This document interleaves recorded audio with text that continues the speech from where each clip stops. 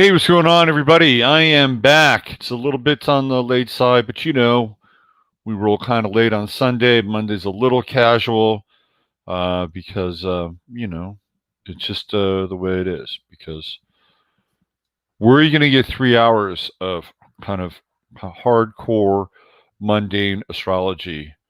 And then, I kind of like take my time getting back to it on Monday. Good morning, Michael, DJMC. Looking forward to seeing you here very soon. Please travel safely on your journey. Have a lot to get to today. We're going to try to burn the wick fast and hard for about an hour. There's Beth Berry, Double B, Lisa Marie. Good to see you. Getting my dose. So instead of coffee today, it is Focus Aid. Oh, look who's here. The man. The man is back. The man is back. You want to come on over, say hi to your peeps? Come on. You know you want to get over here. It's so good to have Jasper back in the fold. Come on. You come on over here. He was one sick puppy, even though he's not a puppy. Now he's doing much better. Yeah. He's doing much better. He was not well, but here he is.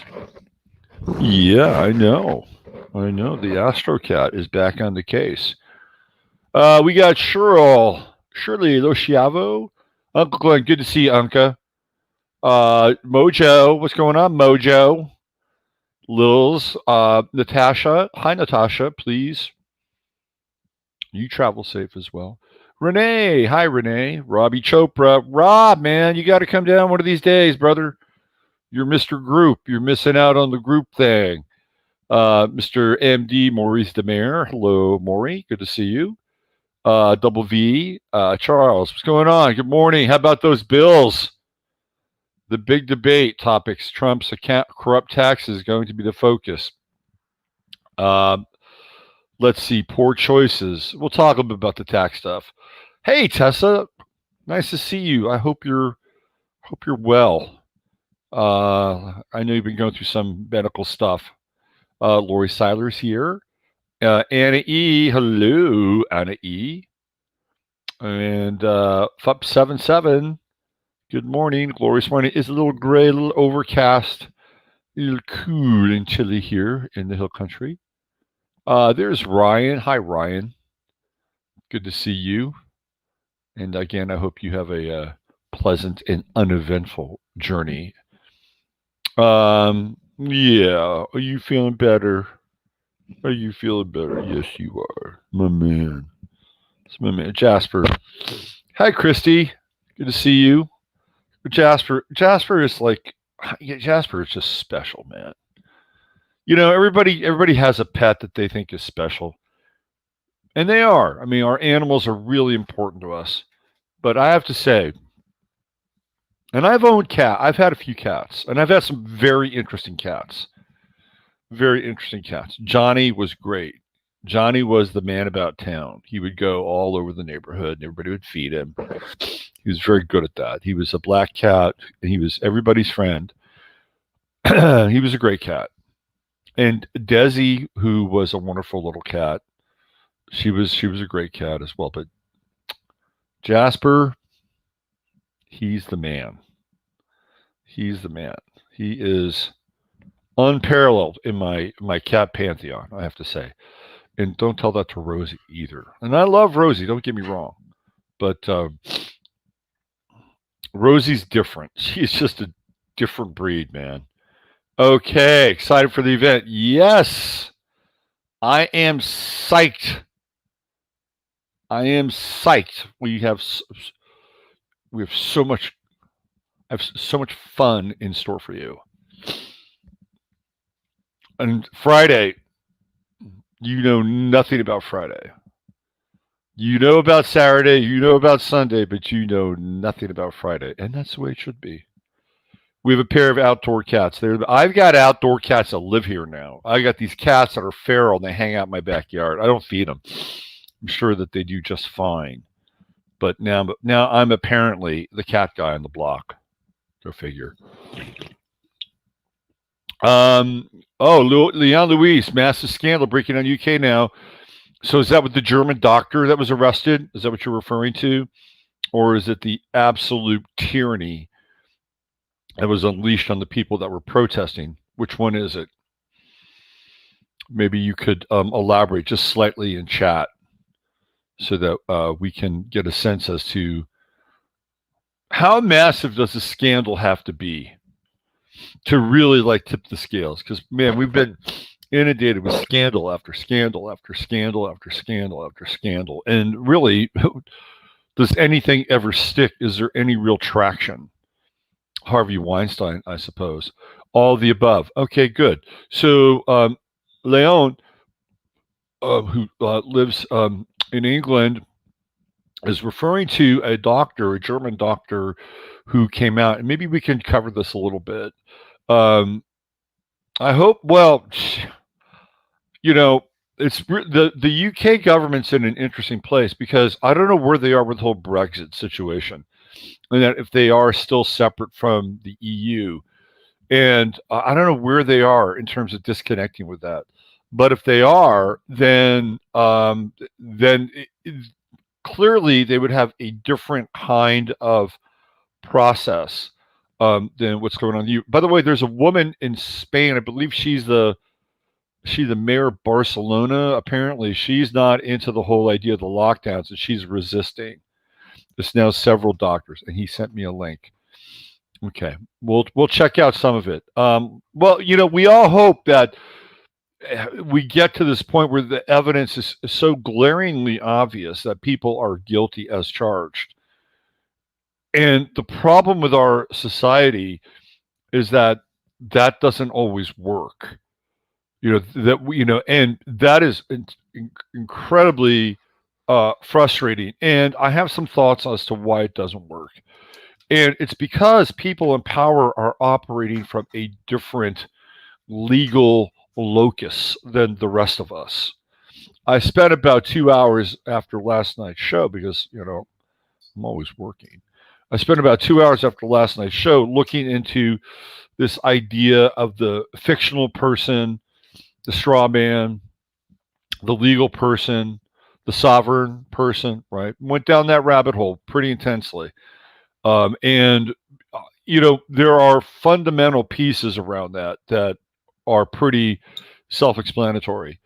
Actually carrying that out to free oneself from being essentially chattel for the corporation, that's a whole nother thing altogether. And it takes both a lot of knowledge and the ability to demonstrate on a language basis that you can remove yourself as a fiction and reclaim your name. And I believe the reason why a lot of the people that are in power are untouchable is because they have already gone through that process, that they are outside of the system, that they are outside of the judiciary that theoretically judges and adjudicates the rest of us. That's why we have such a difficult time bringing certain people to justice. Do you know why? Because they don't answer to the courts. The courts answer to them, and they have figured this out. They've totally figured this out. So this is why there is very little justice, supposed justice, that takes place. Because they've turned the tables on the entire system. They know how to do it. And in the case of, let's say, somebody like Boris Johnson or Theresa May or whomever, the Queen can actually have a special dispensation for them so that they are literally outside law. This happened to Diana, by the way, who was not born of royal means. If you believe that Diana is really not Elton John's lover, David Miscavige or whatever the guy's name is. Anyway, that she actually granted Diana that status, which thus allowed Diana to be freed up from the rest of the fictionalized entities. So let's see, who else do we have here? Confirmation bias, everyday people lapping up MSM narratives, public assassination of the innocent, Did I get the links? Okay, let me go in. Let me go into my email. Let me look at Leon. Let's see. Okay, it's not there. Let me go into my other email account, Leon. Let's see what we have here. Since I'm working with y'all in real time, doing a little Texasese. It's so funny how some people are so invested in being right. Okay, hold on. Let me do this.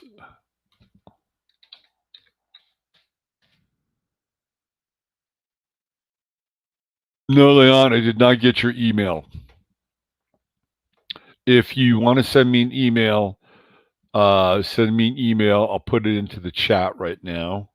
So if you do want to send those links to me, you can send it to, let's go right here. There you go.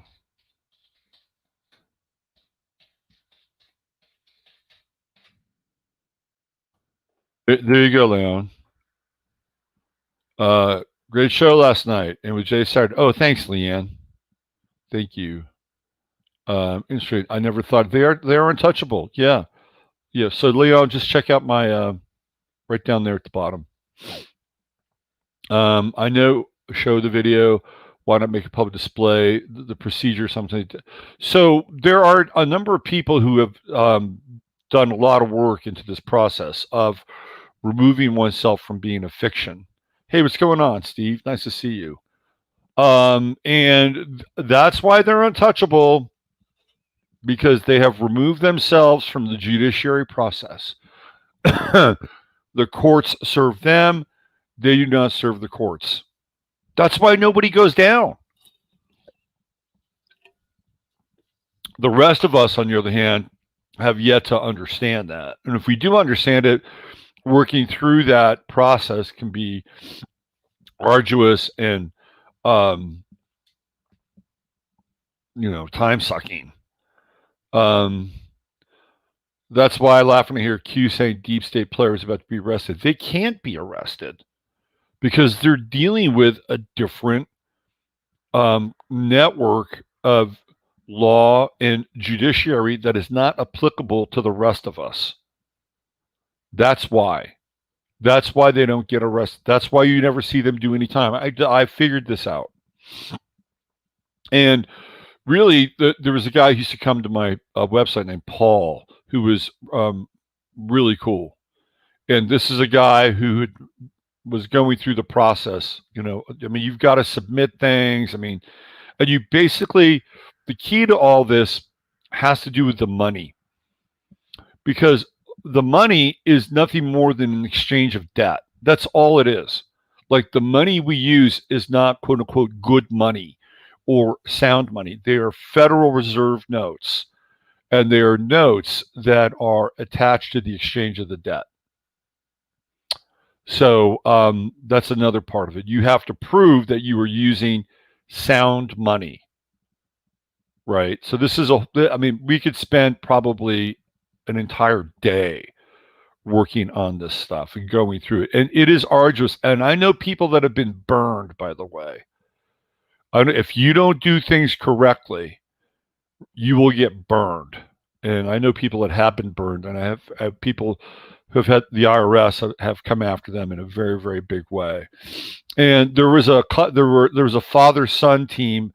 I think it was right around 2011, I believe, or 2012, who were going around the country and teaching people this, and they were killed. They were publicly assassinated by a police hit squad in Mississippi. They just took them both out because they don't want people to understand this, right? Because and again, if you don't know this, you don't own anything. You own nothing. Maybe you own this, and that's it. You don't own your house. Even if you've paid your house off, you don't own your house. You may have the title, right? But you don't have the deed. The deed is owned by the county, or the city. So you don't own the land beneath your house. You don't. Period. You don't even own your car. Whenever you register your car, you are registering a certificate of title, and you're registering it with the state. Essentially, for whatever amount you pay for your registration, that's the amount you pay for leasing your car from the state. The state owns your car. That's why they can pull you over. That's why they can impound you. That's why they can do all the things that they like to do with your car, because you don't own it. So if you don't own your car and you don't own your home, if you pay it off, then what do you really own? And the only way that you can own something is by searching for a land patent. That's number one. Number two, and it's connected to the land patent, which is to prove that you have an alloidial trust. And then you theoretically can own the ground beneath your land. And at that point in time, you don't have to pay any property tax. But it is quite difficult to do that. It is very, very difficult to do a patent search, an alloidial patent search for your own property.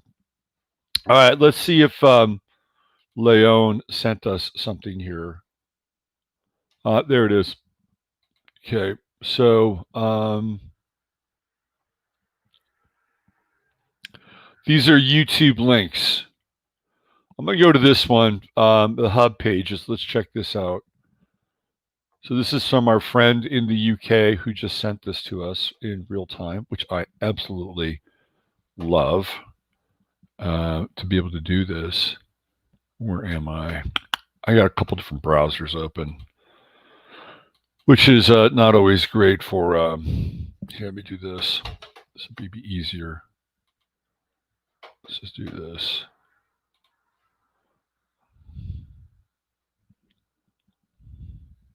Here we go. All right. Here we go. So this is one of the links that Leon sent to us. Remember, I'm just seeing this for the first time. So it says, Chief Science Officer for Pfizer says second wave faked on false positive COVID test pandemic is over. Well, we kind of know that. In a stunning development, Chief Science Officer for the pharmaceutical giant Pfizer says there is no science to suggest a second wave should happen. The big pharma insider asserts that false positive results from inherently unreliable COVID tests are being used to manufacture a second wave. Basically, of course, absolutely. Absolutely they are. Dr. Mike Yeadon, the former vice president and the chief science officer for Pfizer for 16 years, says that half or even almost all tests for COVID are false positives. Dr. Yeadon also argues that the threshold for herd immunity may be much lower than previously thought. We are basing a government policy, an economic policy, a civil liberties policy in terms of limiting people to 6 in a meeting, all based on what may well be completely fake data on this coronavirus. Dr. Yeadon answered with a simple yes. Even more significantly, even if all positives were to be correct, Dr. Yeadon said that given the shape of all important indicators in a worldwide pandemic, such as hospitalizations, ICU utilization, and death, the pandemic is fundamentally over. Were it not for the test data that you get from the TV all the time, you would rightly conclude that the pandemic was over, as nothing much has happened. Of course, people go to the hospital moving to the autumn flu season, but there is no science to suggest a second wave should happen. So here we go. We got some graph data here. And it looks like that's where we are in Sweden. Survival rate of COVID now has to be 99.8%, similar to flu prior to T-cell immunity. The survival rate of COVID-19 has been upgraded since May to 99.8% infections. We know this. Okay, now Dr. Yeadon, obviously another doctor. Now, what's interesting is that there is an agreed upon science, right? There's an agreed upon science. And that science is going to be determined by the WHO or the NIH or the CDC, and anything else outside of those parameters would be considered false science or could be considered to be dangerous information. So what's happened is that they have chosen a group of people who are driving an agenda and have a narrowly defined definition of what that science is. And Tucker Carlson has brought this up and says when you come back to them with the so-called science, again, the thing that they bow and pray to, they will reject it outright. It is not the right science. So it's all bullshit. It's all total bullshit. Thank you for sending that. The other link I sent has a radio host going off on the government. Okay, well, I'll save that because I am going to play something. I'm going to play a clip from Alex Jones. I normally don't play clips from Alex Jones, but I think this is an important clip. So I'm going to save your clip, Leon. I do want to point out the story about the German doctor who was arrested. Let's see if I can find that one. Here it is. So there's something called Brand New Tube. So if you're not following this story, it's worth. Maybe this is the same link you sent me, Leon. But how long is it? It's let me just see. It's about 2 minutes and 30. It's about 2 minutes and 36 seconds. Okay, so I'm going to play this, and let's. This is more of the skullduggery that is going on. So this is a German doctor who I guess was in London for the protest, telling the truth, and was arrested. His name is Heiko Schoening. So let's play this. Germany's reaction and the protest in Berlin. Apparently there were 850,000 people there. Is that right? What's the situation like in Germany right now in terms of public opinion? Well, I think it's more or less it's the same like in Britain, because the mass media and the government, they dominated, of course, the scene. But we have a very strong peace movement in Germany. And, as you know, we had this experience in the 1930s and the 1940s. So a lot of people are aware of these things, what's going on, when the stories that are told by the governments and by the oligarchs are just not true. And we as medical doctors, we see that, we have no medical pandemic. Yeah, that's a good message, that we do not see any killer virus. And this is the plain data that shows us. So we need to stand up. I spoke to a Harvard professor yesterday on my channel, Martin Kulldorff. He believes in age strategy. So, by the way, I think this is Anna Breeze doing the interview. So you shelter the vulnerable is the best strategy. He says epidemiologists all over the world agree with him, but it's not happening. Why? Age-targeted strategy. Why is the age-targeted strategy not happening, even though top virologists like Professor Sunita Gupta, Professor Carl Hennigan, the professor I spoke to yesterday, why are we not following that age-targeted strategy when it comes to lockdowns? Well, this is a good question, and this addresses a common sense.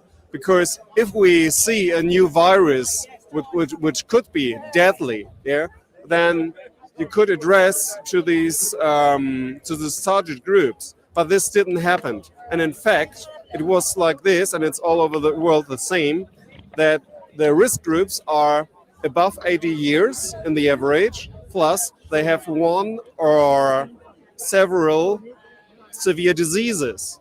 So there is nearly none. There is a very, very small number who died of these SARS virus CoV-2 only. So, the over 65s are more at risk. We could have sheltered the. There he goes. Look at that.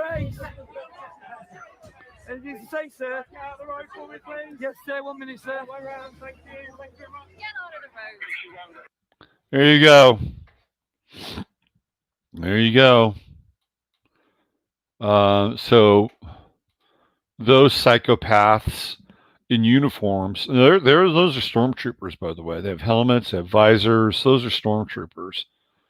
And they're basically putting, now he's a German national, and they're arresting a German national on English soil. City of London, by the way, which is the corporate holder of the charter for the United States of America. So maybe next time, Londoners, you may want to protest somewhere outside of London. That might be an interesting thing for you to do. Maybe what you may want to do is go protest in Bath, where they have, what is it, Leicester University, which seems to be some sort of a think tank. Anyway, so there you go. There you go. Leon, thank you for your news drops there. Appreciate that. But yeah, tyranny on the streets of London, and this is what we're dealing with now. And it's probably a good opportunity. Let me just do our little prayer here, and then I'll keep going with the show. So here we go. Dear blessed and holy Father, Mother God of the great central sun, within the universal light, which is the light of Yeshua, Sananda Emmanuel, we ask that only the highest and best information, wisdom, and truth come through this channel at this time, that we are blessed and graced with the qualities of compassion and empathy, strength, flexibility, fortitude, commitment, courage, heart, integrity, honesty, intelligence, humor, and above all, love. We ask that any karmic residue be cleansed, purified, clarified, and removed from the stream at this time. So be it. Okay, let's get rolling with the rest of today's presentation. So I wanted to, let me see if I can fire this up. All right, now normally I don't go into the Jones files, but I am going to. I sub to Anna. I sub to Anna too. I think she's great. I love Anna Breeze. I think one of the things that she did that I really enjoyed, she started to just talk to regular people and do interviews with regular people about how the lockdown and the coronavirus has affected their lives. What are they charging him with exactly? For not wearing a mask, probably trespassing, like whatever law that exists within the City of London based on the charter of the City of London, I'm sure he's in violation of it. So I despise order followers even more than order givers. Uncle Glenn, I would tend to agree with you. I would tend to agree with you. And it's an interesting distinction. No, you didn't hijack my show. You did not hijack my show. Don't apologize for that. Those are good contributions. Yeah, I don't want to get into the negative aspect of hijacking. So there's an interesting distinction between order followers and order givers, which breaks down into the camp of psychopaths and sociopaths. So order givers are not sociopaths, they are psychopaths. And what's interesting about psychopaths is that psychopaths will actually feel some level of remorse. Believe it or not, they do. Psychopaths struggle with their souls, and they have these compulsions to do certain things which are in conflict with who they are. So this is one of the prime definitions of psychopathology. Sociopaths, on the other hand, do not have any conflicts with their soul. Sociopaths firmly believe in what they are doing as being right or correct or true. So there's no disconnect with a sociopath. The sociopath is convinced that the lie is a truth.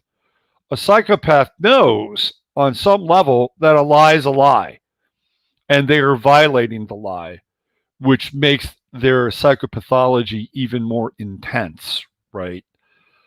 So I believe the order givers are psychopaths, and the order Followers are sociopaths. And sociopathology is a virus. And it's a virus that's spread from person to person. So there you go. Any chance the mods can post the link for those 2 clips? Would love to pass them along, please. Yeah, so I can do that in the show page. Isn't psychopath the old classification for what are now being called sociopaths and DSM? The DSM, nice to see you, Heather, by the way. The DSM is changing all the time. It's changing all the time. So, yeah, I mean, maybe, but I think like, so that movie, what is it, American Psycho with Christian Bale? If you watch that movie, he is a classic psychopath, and you can see him wrestle with his soul. Right? Psychopaths have this kind of soul wrestling that goes on. Sociopaths, on the other hand, do not. Sociopaths are convinced that what they are doing is correct and true, that the lie is true, that they can tell a lie and believe the lie. They can con themselves into believing the lie. On a fundamental soul level, a psychopath understands that there's grave consequences to what they do, but they do it anyway. They do it anyway, which I believe brings even greater levels of extreme violence to, so maybe they've redefined it, but I believe at a fundamental, emotional, psychological, outside of the, just watch American Psycho with Christian Bale. Watch him struggle with his decisions. And even like Batman, Batman has to deal with his split persona, right? The daytime version, who is Bruce Wayne, and the nighttime version, who is Batman. And even Batman has to struggle with, in some way, the psychopathological distortions that he has to overcome, which is the life of fighting crime based on the vengeance of the death of his parents, right? He is almost possessed by that event. And he's not always in alignment with that. This is one of the themes that in the various movies that Batman has had to struggle with, especially the Christian Bale version. So psychopathy and sociopathy are now called antisocial personality disorder. Yeah, I mean, they're just like with the coronavirus, they moved the goalposts. But I believe there is a fundamental difference between a psychopath and a sociopath. A sociopath doesn't know that they're under a spell. A psychopath does. A psychopath knows they're under a spell. And when you get into psychopathology, you'll also see things like OCD, that they will have a lot of OCD kinds of things that are associated with their behaviors. So that's another kind of outgrowth of psychopathology. They change DSM's definition. Absolutely, they do. Antisocial, wanting to murder and control you now. Well, there's a difference between being antisocial and being asocial. And I am a firm believer in being asocial. Antisocial is different. Antisocial, you don't want anything to do with anybody. Okay, clearly I'm not an antisocial person. But I am an asocial person in the sense that I do not always agree with so-called society and the idea of being so-called civilized. Okay, so the difference between antisocial and asocial. And I'm a champion of asocialism. There you go. Let's see. So I will put the links in for those 2 videos in the show page. Okay. All right. Now, I wanted to play a little bit of the Alex Jones stuff around Amy Coney Barrett. Now, he has a constitutional lawyer who is going to break down Amy Coney Barrett's position on things. And most importantly, this case called the Jacobson case, which is the sort of the defining case around forced vaccinations. So let me cue this thing up. And he's worth listening to. And oh, it's right there. Okay. So he's worth listening to if Alex can stay out of the way of the interview long enough. And I don't think Alex will have any problem with me sharing this. And you'll get who's behind ACB. Look, she looks like look at her. She looks insane. This woman looks insane. That's an insane look right there. I don't trust this woman at all. All right, here we go. Sure. So the authoritarian wing of the Federalist Society and some of those folks really were shocked back in late May when 4 Supreme Court justices, Justice Gorsuch, Justice Alito, Justice Thomas, and Justice Kavanaugh, all said that basically we're calling the lockdowns unconstitutional. And in particular, they went out of their way to reject a decision called the Jacobson case, which is the forced vaccination case that was being used to justify the mask mandates and the lockdown. And that's from 1905, right? That's exactly right. And so their point was that this decision, the Jacobson decision, is no longer governing law and is not the guiding star. So that made some authoritarian types nervous on the pro-lockdown side of the aisle. And so they went out looking for a judge who could replace Ginsburg if she were to pass away before the election. And on the list of the 22 judges that the president was considering, only one had supported the lockdown, and that was Judge Barrett. Judge Barrett not only supported the lockdown, she cited the Jacobson decision as good governing law. So she was signaling a well-known eugenics case that allowed the health departments, the sterilization, the eugenics. She was signaling, hey, I'll go against the court. She was shaking a tail feather. Exactly. And what I tell people is, what's the likelihood that the only one of the 22 people on Trump's list that has ever said anything pro-Jacobson or pro-lockdown is the one that's pushed onto Trump? So what they told Trump is that she would support him in the election because she was part of the Bush v. Gore team. And that's how they got Trump to go along with it. Trump's not been following the lockdown lawsuits in any detail or the forced vaccination cases. Brother, I've been busy too. You're the one that told me about this a week and a half ago. And I was like, I mean, you can't track everything. It's just... And the Federalist Society has so much control over conservative media and conservative lawyers that none of them are willing to challenge it or contest it. I've taken a lot of heat from a lot of people just for pointing this out about Barrett. I was going to say, I'm not a lawyer, but I can usually find stuff in 30 seconds. After you sent me the name of the decision the other night when we talked, I putted it around for like an hour trying to find anything about it. I finally found it, and they have really suppressed it. Completely. And it's not a coincidence that, that people like George Conway, Kellyanne Conway's husband, who hates Trump, has come out for Judge Barrett, that this was a Koch brother coup. So the Koch family put in massive amount of money and effort to make sure Barrett got the pick. And they're already spending more money than the Republican Party is to make sure she gets on the bench. And people who may not know, the Koch family is big on, they're pro-immigration, actually. They're also big on protecting big tech. Oh, they've given more money to Democrats than to Republicans. That's a psyop. They're actually Republican operatives. Let's expand on it. They use fake libertarianism to just gut the country. Absolutely. They are the number one funders of the Federalist Society, the number one funders of Reason Magazine. And so they make sure that the libertarians support a corporatist, statist agenda. That's really been their objective for a long time. For example, they refused to come out against masks. All the institutions funded by the Koch brothers haven't brought any of the lockdown lawsuits. So that's right. So this is a major are. coup for the Koch brothers. What about this? Bill Barr, I know, was CIA high level and worked for George Herbert Walker and did some bad things. But since he's got in, overall, he's been better. I know you had questions about him, so did I. I've been impressed overall. Still nothing on the Durham, still a lot of problems. But instead of an F- like I was thinking, or like a B-, which, I mean, I'm happy to get some crumbs here.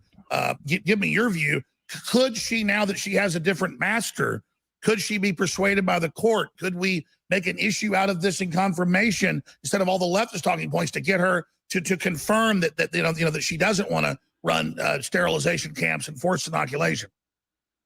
I would hope that Republicans would put her on alert on this issue in the examination process, but I think the internal message has gone out that if anyone questions her, they'll be brutally attacked by the Federalist Society connected people, which are very influential in the legal conservative media space. So let's go back. I'm interrupting here because you're the brain on this, but let's go back to the Jacobson decision because I went and read the damn thing and it made me want to throw up Friday night.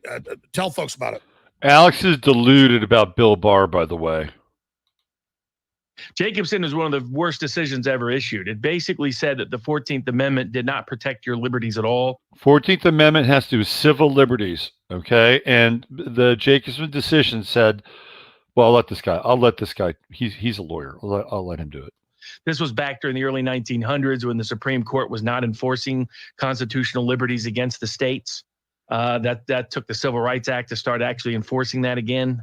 And so what they said was that you could, and in that case, all the person was asking for was an opportunity to have a hearing to show that the vaccine was dangerous and that he didn't need it. And they said he wasn't even entitled to a trial or a hearing on it. They said that if there's a public health, quote unquote, public health emergency, that all of the 14th Amendment, all your constitutional rights are suspended. And this is why Dershowitz says that they can actually force you to have a vaccination. Okay. And that's what Judge Barrett just signed off on in Illinois. I mean, the governor had banned all political gatherings based on your speech. And she said that's just fine because largely because Jacobson, she cited Jacobson to say you have no protected liberty under the 14th Amendment in the case of a public health emergency.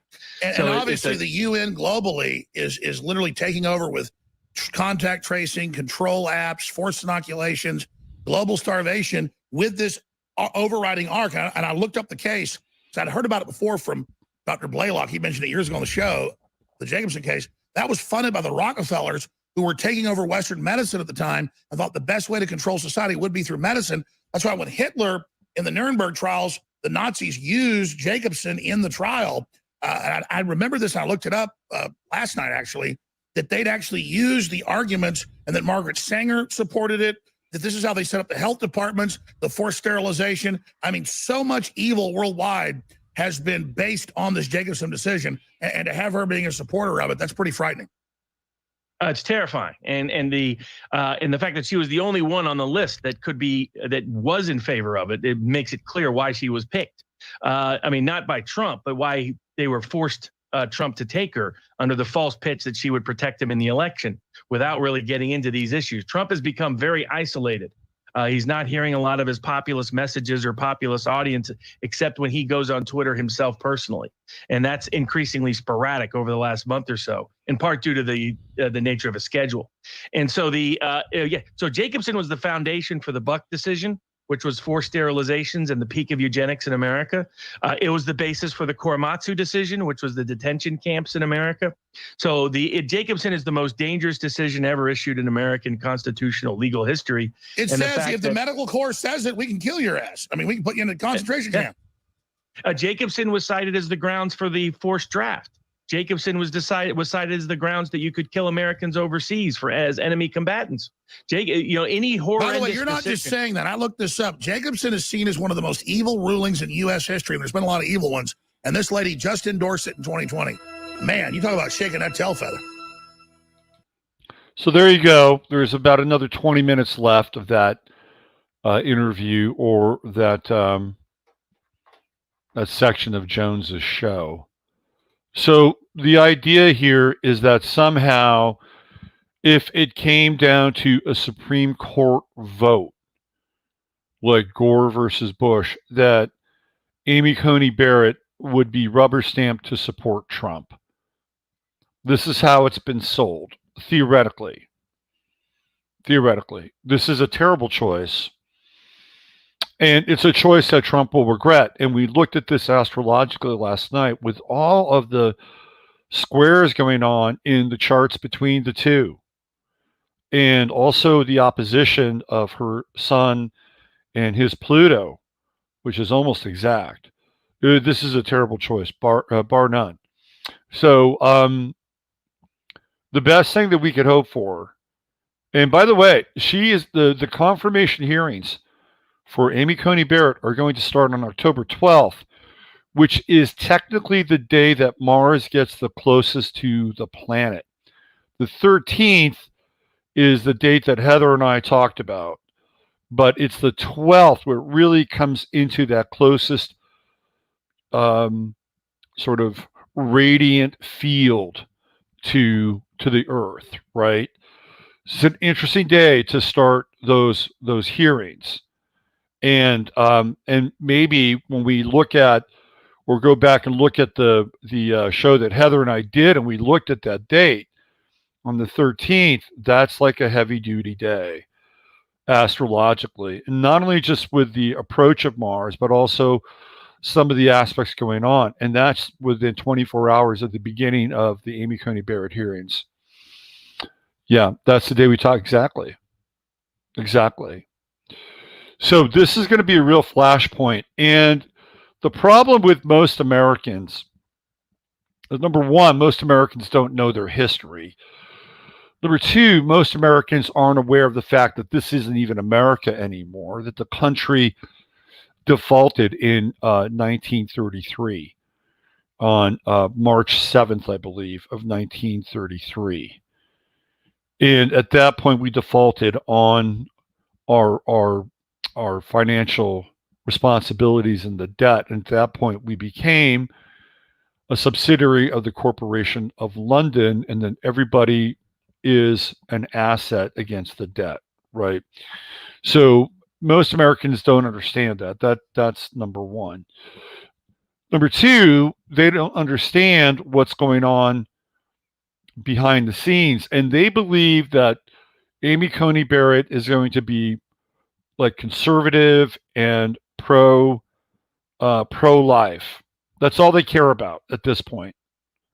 That's all they care about. And because Ruth, it's a total setup, because Ruth Bader Ginsburg was the antithesis, theoretically, of Amy Coney Barrett, and that Amy Coney Barrett would be embraced because of the very same things that she would be against that Ruth Bader Ginsburg was for. So this is, again, a psychological operation. But they don't understand who this person is. They do not understand who she is. And when they talk about somebody like, it's not even the Koch brothers, it's the Koch brother now, and who invest heavily in this idea of this, so-called libertarian platform. They're anything but. And when they talk about the Federalist, when he talks about the Federalist group, the Federalists are in favor of a very strong centralized government. The Federalist Papers are all about a strong centralized government, which is theoretically completely the antithesis of what the so-called founding fathers wanted for this country. So Amy Coney Barrett, she's a total she's a total spy in the House of Love, or a spy in the House of Law. I would not trust this person at all. Not at all. And Trump is being told to pick her. He's being told to pick her.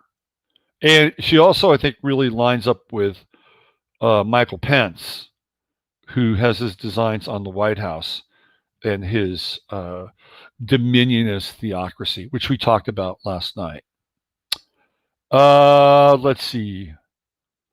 At Hearts, what got the lead? Is it possible Trump has put forward ACB to be knocked down and replaced to give the Dems an idea that they're going to win? Well, it could be, possibly. We'll see. I mean, the whole Kavanaugh thing was so weird, and I am not convinced that Blasey Ford was played by Kavanaugh. I've looked at their pictures and I've watched that thing again and again. It's like I actually think that Kavanaugh was playing the role of Blasey Ford. It's so bizarre. It is so bizarre. And why haven't we heard from her since? Like, she's a professor at Stanford. You would think that the mainstream media would be running now to Christine Blasey Ford so that she could comment on this new judge. Well, what are your thoughts on the matter? What are your opinions on this? but we haven't heard peep from her since. The whole Kavanaugh thing was completely and utterly bizarre. And Kavanaugh is not a good dude. Like, Kavanaugh was running interference for the Vince Foster trial, worked for the Bushes. Both Kavanaugh and Barr were heavily involved in the Bush administration. Kavanaugh's wife was like Bush's lead assistant. I mean, we got Bush energy inside the White House. Come on, people. This terrible energy. Can't get away from these people. So Amy Coney Barrett is, I think she's a plant. I think she's a plant. I don't trust her at all. Barbara Lagoa, a better choice if you want to play that game. Again, I think there's a 35 to 40% chance she doesn't make it through based on that Mars retrograde. You know, because she has Mars in Aries, but it's going backwards, and it's going to conjunct her natal Chiron, by the way. And it will also, because she went through her Chiron, she goes through her Chiron turn in 2022. It'll conjunct her natal Chiron, and it will oppose her natal Uranus. So I think there's a 35 to 40% chance she doesn't make it through. So, well, we're going to keep our eyes on that. Avid anti-federalist here. Patrick Henry was my man. Didn't attend the Constitutional Convention as he smelled a rat. We have never had a Bill of Rights without him and his ilk. Lori Seiler says, me too. Some of the weird rite of passage with the Blasey Ford crap. Yeah, it was almost like he had to humiliate himself in some ways. Let's see. What else? Robert Pattinson as Batman is laughable. He's a woke Batman.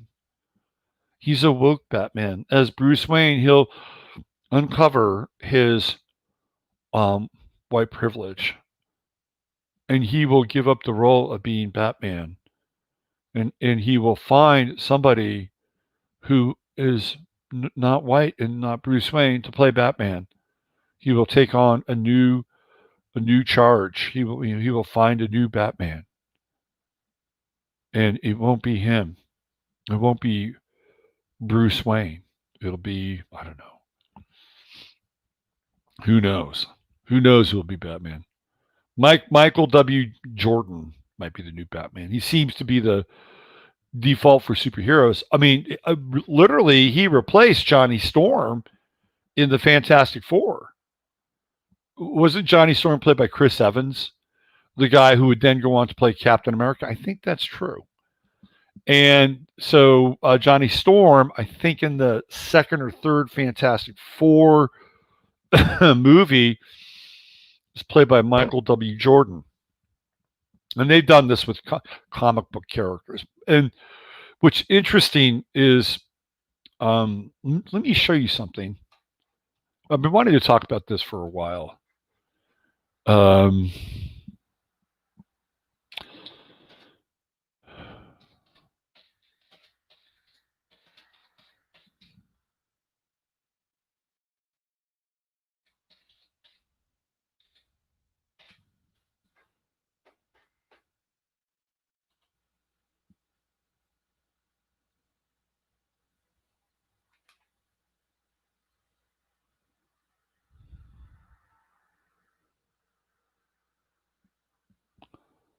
So Marvel Comics has two new superheroes. Let me show them to you. You guys probably know this already, but I'm going to do it anyway. Snowflake and Safe Space. Both of whom seem to be quite possibly melanated. And they've reversed the roles. He's wearing pink, she's wearing blue. They are psychic twins, so now we're into Gemini. Of course, they've announced this with the true node in Gemini. All twins are psychic, but we are psychic-er. Snowflake Ace Cairo Kinetic can materialize snowflake-shaped shuriken projectiles. For throwing Safe Space can materialize pink force fields. But he can't inhabit them himself. The reflex only works when he's if he's protecting others. They're hyper aware of modern culture and optics and see their superheroics as a post-ironic meditation on using violence to combat bullying. They're probably streaming this. Snowflake and Safe Space are twins, the writer says, and their names are very similar to screen time. It's this idea that these are terms that get thrown around the internet that they don't see as derogatory. Safe Space is a big, burly sort of stereotypical jock. He can create force fields, but he can only trigger them if he's protecting somebody else. It's very Mars and Cancer, apparently. Snowflake is non-binary. It goes by they, them, and has the power to generate individual crystallized snowflake shaped like shurikens. The connotations of the word snowflake in our culture right now are something fragile, and this character who is turning into something sharp. Snowflake is the person who's the more offensive power. Safe Space is the person who's the more defensive power. The idea is that they would mirror each other and complement each other. They were introduced when the true node is in Gemini. So weird. Then we have B negative, who is apparently some kind of a teen living vampire who was exposed to Michael Morbius's blood as a child in a rogue but life-saving medical procedure. The B negative kid. We have Trailblazer. What the fuck is this? A regular kid scooped up in the world of teenage superhero, but her magic backpack is actually a pocket dimension with seemingly infinite space from which she can pull out useful random objects. It's not always under her control. She claims to get her power from God, but not the God you're thinking of. Oh my God. These are the warriors. These are the warriors. Who's this guy? This is screen time. A meme-obsessed super teen whose brain became connected to the internet after becoming exposed to his grandfather's experimental internet gas. Oh yeah, that experimental internet gas.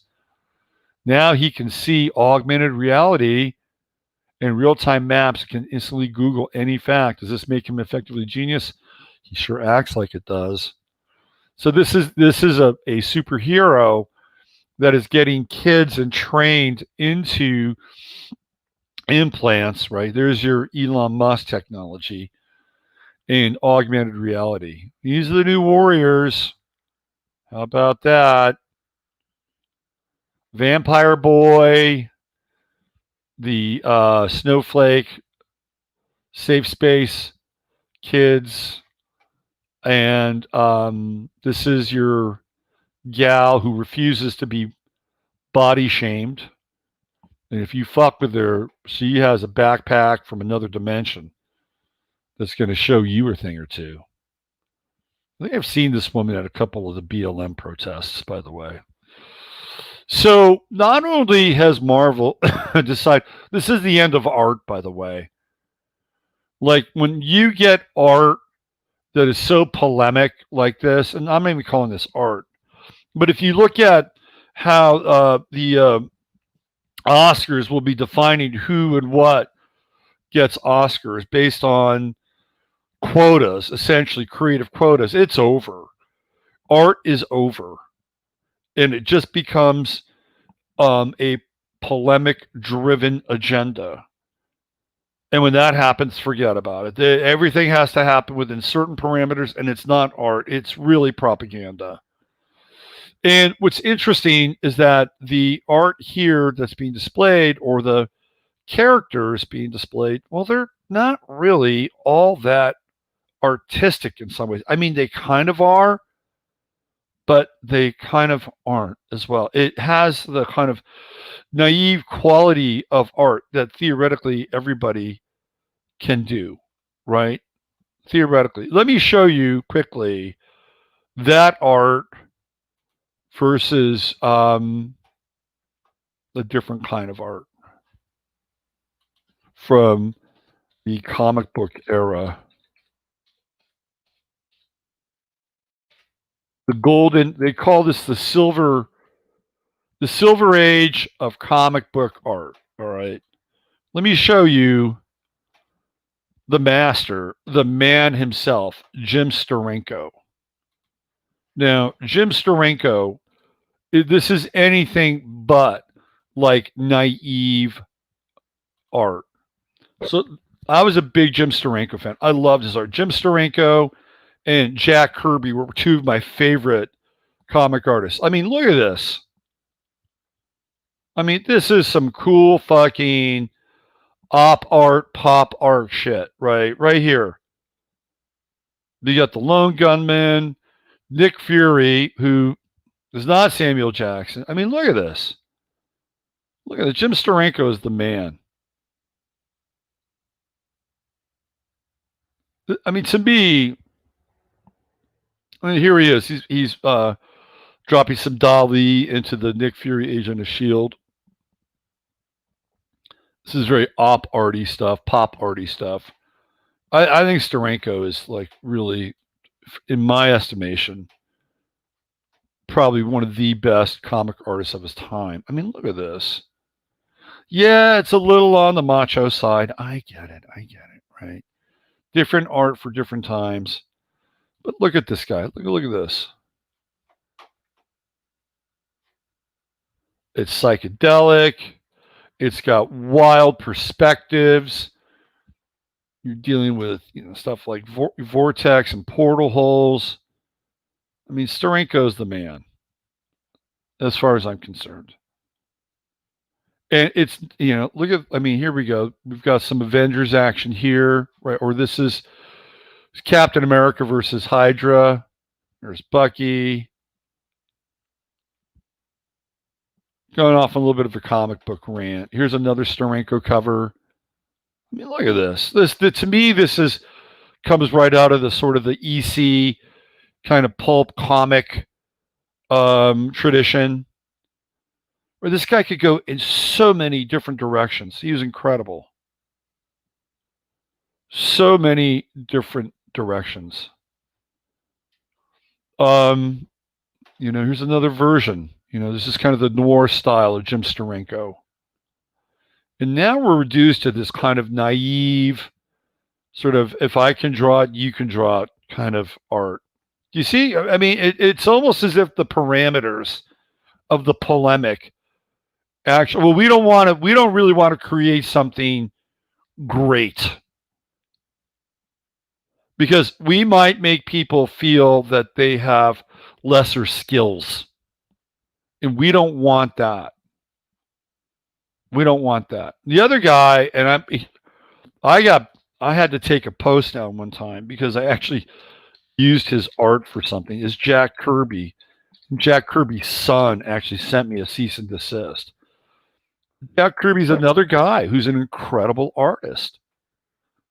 Jack Kirby had a great way of working with things like metals and really, using this idea of like burnishing and creating reflection in metallic surfaces. I mean, Jack Kirby and Jim Steranko, to me, they're the guys, right? They are the guys. Look at this. Look at this. I guess that's him doing what? Either was that the New God series, which was one of my favorite comic series, and Jack Kirby goes a long ways back. Like Jack Kirby goes back to the golden age of comics, and then he kind of moves his game up to the Silver Age. There's Dark Side. One of my favorite comics with Jack Kirby was the New Gods mythology. I actually used this for an illustration in my one of my posts. That's when Jack Kirby's son said, "You got to take that down. I'm going to sue you." Here's another Kirby-esque imagery here. So I don't think this is him. I think this is a recreation of Jack Kirby. Here he is with Marvel. He bounced between Marvel and DC. Another one of his comics, The Forever People. which came out as Superman and the whole Jimmy Olsen thing. Jimmy Olsen discovers this parallel Earth. And even Superman had some Jack Kirby rendering, you know? So I know it's probably boring the shit out of non-comic book people. But the New Gods are really interesting. And this is a character named Orion. And then there's another character called Light Ray. And of course, this gets into Light Ray as being the Luciferian agent, right? And then Orion, well, really, Orion should be the Luciferian agent. And then, but they're I think, if I'm not mistaken, they are half brothers. They get into the half brother mythology. But Light Ray theoretically is Lucifer, but he in the New Gods he stands for order. And Orion, this character, is pure havoc and pure chaos. Anyway, there's a little trip into comicdom. And two of who I think are, and then of course there's Frank Frazetta, who does a lot of the Conan stuff. You know, when I was in Olympia, Washington, and lived there for a couple of years, there was a label there called K Records.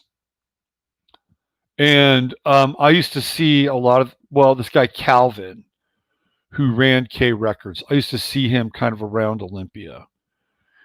And K Records was this label that I think really promoted latent adolescence. It's like if you were a K record artist, you didn't really have to know how to play your instruments. They had a group called the Peaches. You know, it was like this kind of naive sort of, you know, DIY effort. But I always felt like that it was like a club, and they all supported each other's strident attempts to indulge in amateurism and be okay with it. And there's nothing wrong with that, right? On some level. But to me, it was like nothing I could relate to. It was, and out of that, I think you begin to have kind of the Riot Girl movement, because K Records is definitely slightly feminist. So is the Discord label, by the way. And Ian Mackay, or Fugazi, from Fugazi, right? He would say that he's a feminist. So you see the new feminism emanating from, you know, these kind of punk rock DIY circles. But to me, this whole thing with like these superheroes and woke culture is kind of an outgrowth of what I saw in Olympia with this K record stuff, and how it was really this very naive kind of adolescent embrace of their innocence, and they weren't going to let it go. It was like, the world is fucked up and it's scary, and we're going to have a club, and we're all going to support our club. And I would read, because I was doing a lot that back then. I was kind of my world, and I would read I would read, you know, articles or critiques or interviews with journalists in you know, some of the music magazines at the time, who were very supportive of this genre. And I was like, I don't get it at all. But in retrospect, I do get it. And it's because culturally they were supporting like their peers. That's what they were doing. And I think every generation tends to do this. They support their peers or their peer group or the artistic expression of their peer group. And it's usually without any hint of criticism. Usually.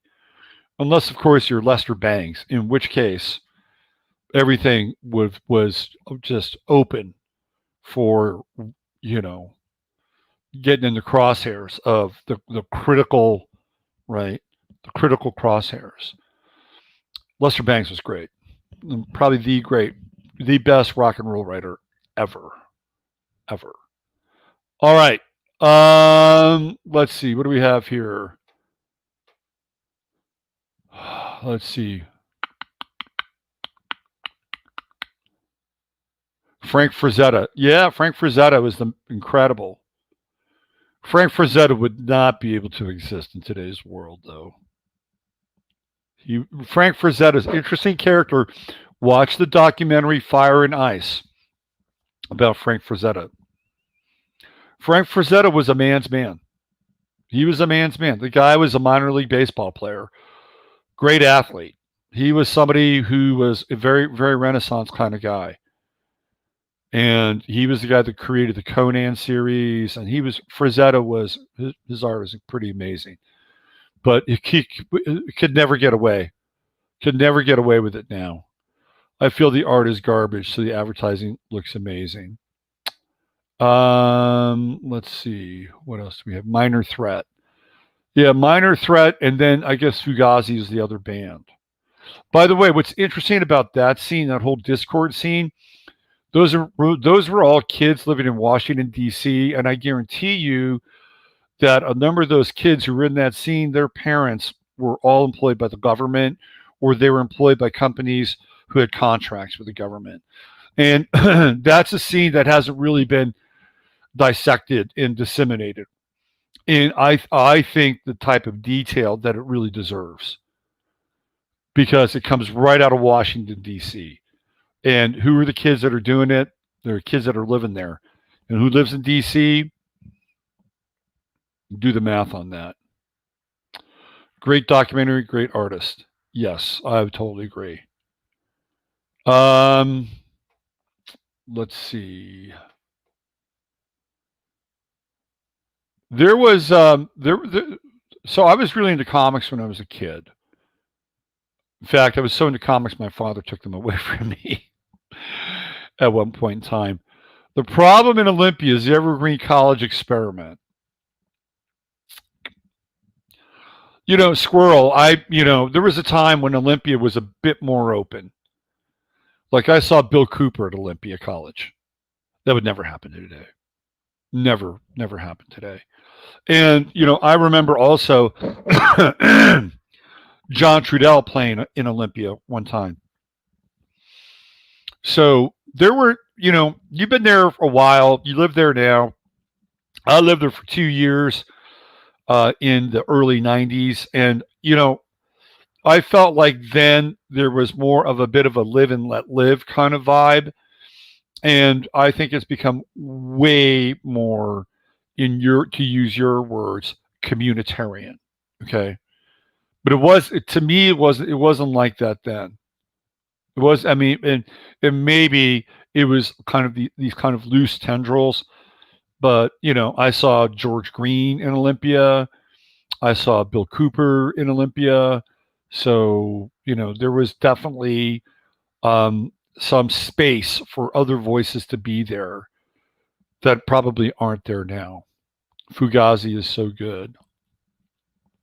That was not my scene. I'll never forget the time that I realized I was kind of over punk rock. There's that moment. There's that moment when all of a sudden you go, ooh, am I really into this now? I'm not sure.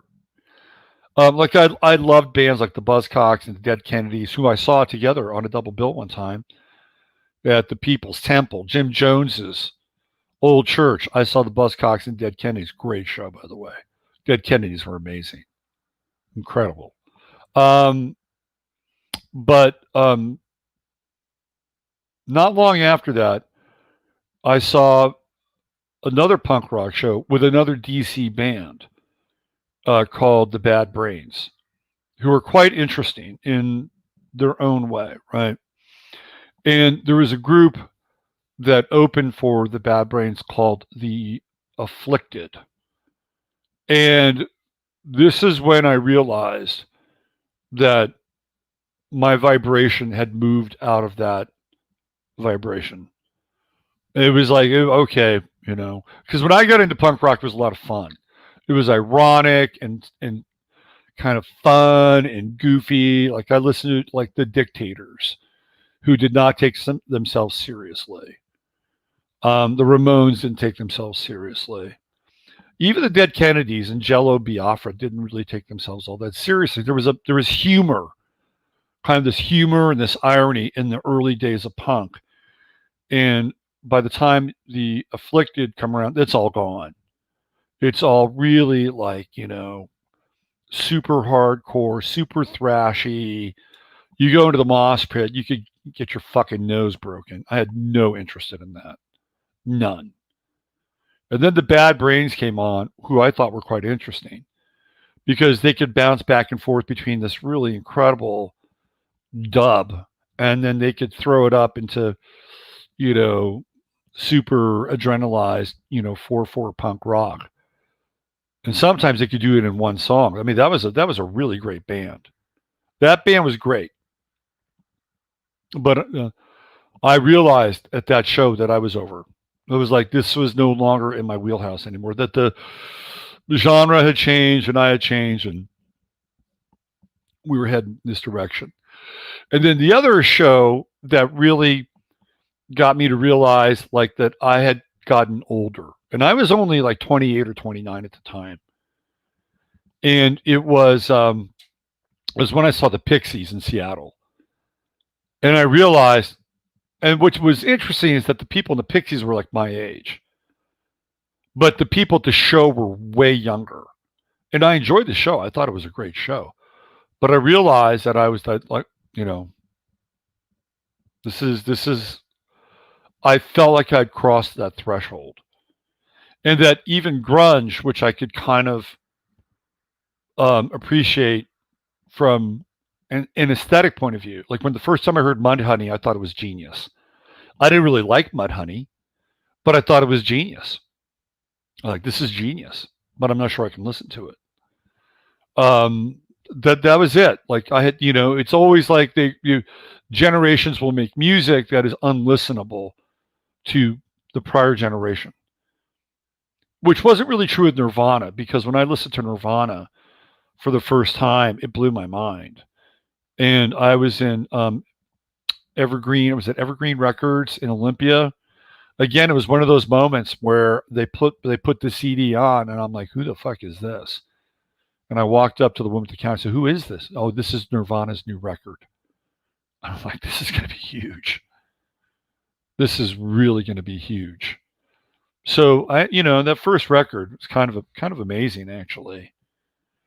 And they were living in Olympia at the same time that I was there, although you would never know that because Kurt Cobain was, how shall we say, both asocial and antisocial at the same time. And apparently, the big guy, Chris, has become an avowed conservative, which doesn't surprise me. Does not surprise me. Anyway, there you go. A little punk rock reflection. So by the time I hit my late 20s, I had moved into this kind of synthesis of world music and electronics, which I thought was way more interesting for me at the very least. Isley Brothers. Love the Isley Brothers. Great group. Grunge was great, but really pushed the whole sensitive rocker bro motif to another level.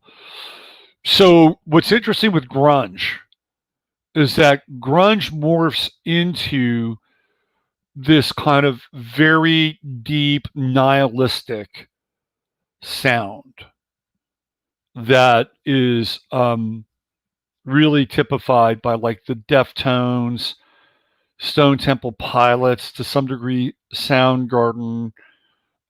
It's this kind of angst-filled music that is really kind of inner directed and trying to deal with the nature of one's soul, right? Whereas punk rock was really kind of outer directed, and Anarchy in the UK, right? White Riot, all that shit. It eventually goes in this direction, and it becomes much more internalized and tortured. Totally tortured. You got bands like Everclear. It's tortured music. Now we're getting into sort of early kind of Gen X sounds. And again, I some of those bands are interesting. I love Scott Weiland. I think Scott Weiland was probably I think Scott Weiland was really kind of one of the last real, rock stars. Scott Weiland was a fucking rock star. Chris Cornell was a rock star. I don't think Chester Bennington was a rock star, by the way. I don't think he was a rock star. And you can't be a rock star now. It is not allowed. You cannot be a rock star. But Scott Weiland was. Scott Weiland he was dangerous. He had that danger thing about him. Very interesting story about how Scott Weiland got addicted to heroin. It's a Rolling Stone interview. If you can track it down and read the Rolling Stone interview, the first one with Scott Weiland, I highly recommend it. It's very, very interesting. He talks about how he had these friends who would get high. And there was this really simple kind of yarn painting on the wall. It was like, again, not really complicated, but it was this yarn painting. And they would get high and they would stare at this yarn painting. And apparently this yarn painting was like a portal. And it would come alive and open up. And there would be literally entities coming through the yarn painting. And they would do this consistently. They'd sit around and get high and stare at this yarn painting. And that's how Scott Weiland got addicted to heroin. And again, product of a split family, spent time in California and Illinois. But I think he was one of the last, rock stars. Scott Weiland, Chris Cornell, and what's his name? Michael Hutchence. Those three guys. And I would not put Chester Bennington in that category. Because rock stars, if you're going to be a lead singer, you have to have an element of danger about you. And with Scott Weiland, he didn't have to fake it, right? He had that element of danger about him. And so did Chris Cornell, even though Chris Cornell was part of this more kind of internalized dealing with the angst of one's soul. Chris Cornell had a bit of danger about him. And Michael Hutchence, ironically, who was a total pacifist until he hurt his head, he had that element of danger about him too. After that, it's done. It's done. Who do we get now? Maroon 5 guy? Forget it. All right. Am I a fan of Jeff Buckley? I think Jeff Buckley's music is fantastic. I love the one Jeff Buckley record that he's known for is amazing. Was it Grace, Amazing Grace, or whatever it's called? Alice in Chains. Yeah, that guy was a rock star as well. Lane Staley was fucking dangerous. He was so dangerous that he just went into full on self-implosion. And I guess you could throw in what's his name from Guns N' Roses, but I don't like him. He's dangerous to the point where he's cruel. He's cruel. But he's an MK Ultra kid though. He's totally MK Ultra. Jerry Cantrell was a Pisces and Lane was a Virgo. Lane's heroin addiction really did him in. And like I said, I knew people that were part of that scene. I knew a guy that played in a band with Duff McKagan. Lane Staley, I think, might be a Leo. Let's just find that. He's born on August 22nd, which is usually Leo territory. I always thought Lane was a Leo. Let's check it out.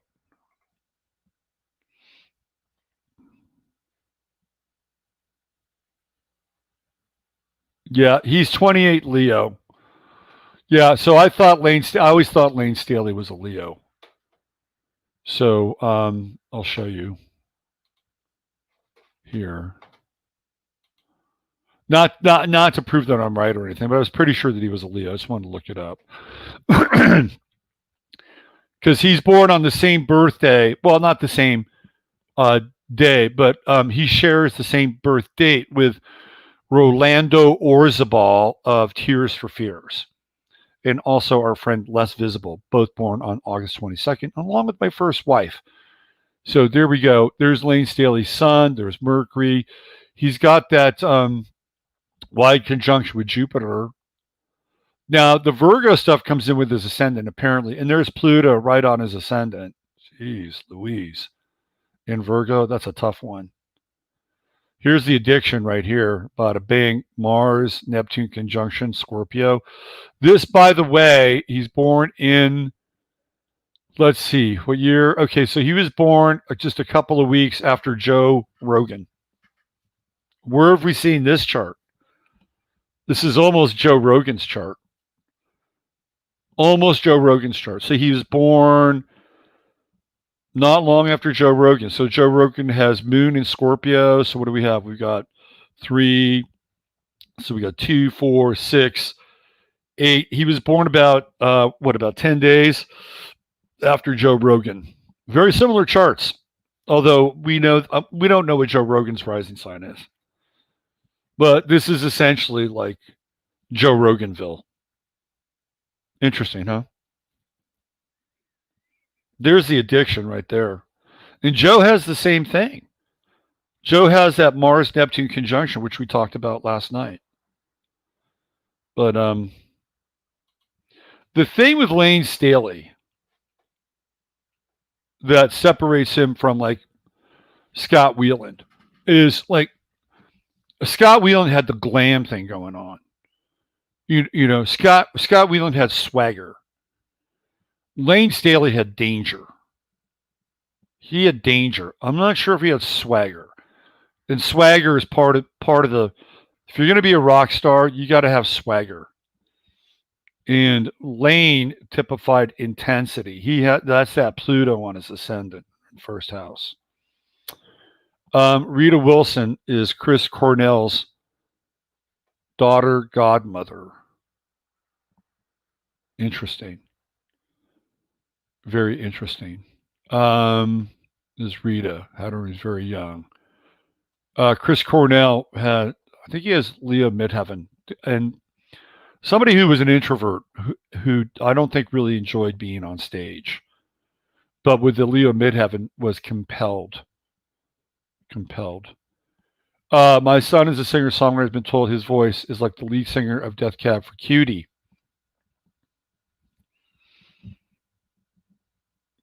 Well, that could be a hit. That hit material. I think it's hard now to be in a band and a singer-songwriter. I really, really do.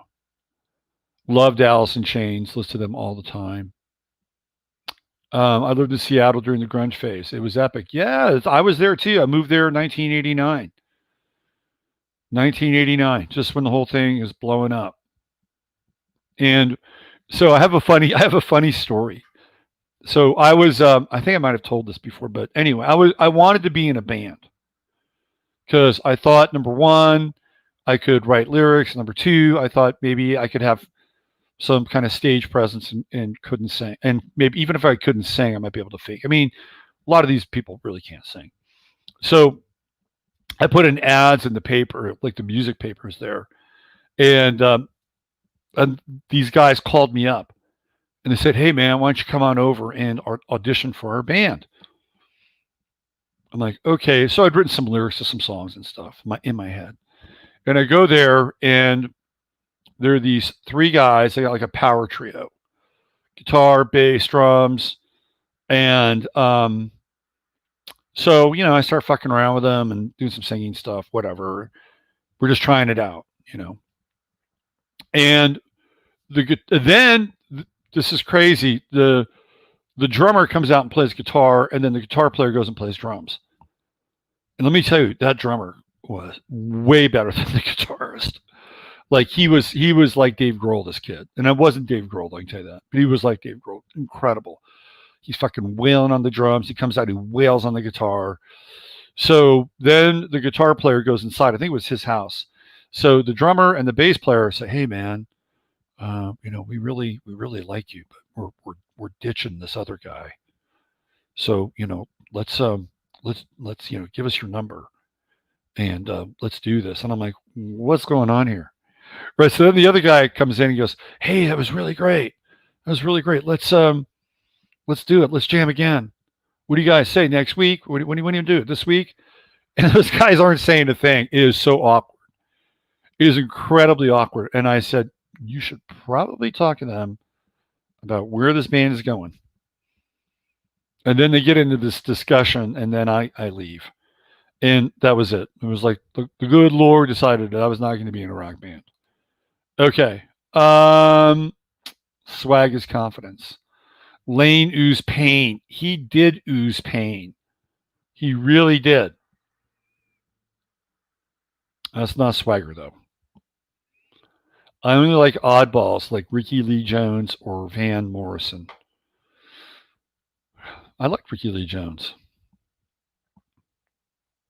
Let's see. I lived in Seattle 92, 93, 94. Yep. I was in Seattle between 89 and 92. I was between Seattle and Olympia. So I was there. Let's see. What else do we ever? Anything else? The element of unpredictability makes you cool. Is danger. It's danger. And danger is not allowed anymore. Lane Staley had charisma. He had charisma. And he had danger, but it was a different kind of danger. You know, it was a different kind of danger. But he definitely had charisma. No doubt. No doubt had charisma. I would not call him a rock star in the classic kind of swagger sense. Let's put it that way. Oh God, Doug. Oh yeah, you are in the music business. You know it's a bad deal. It's gotten even worse. I'm just talking from a cultural perspective, and they won't allow rock stars anymore. Rock stars are not culturally permitted. They are not culturally permitted.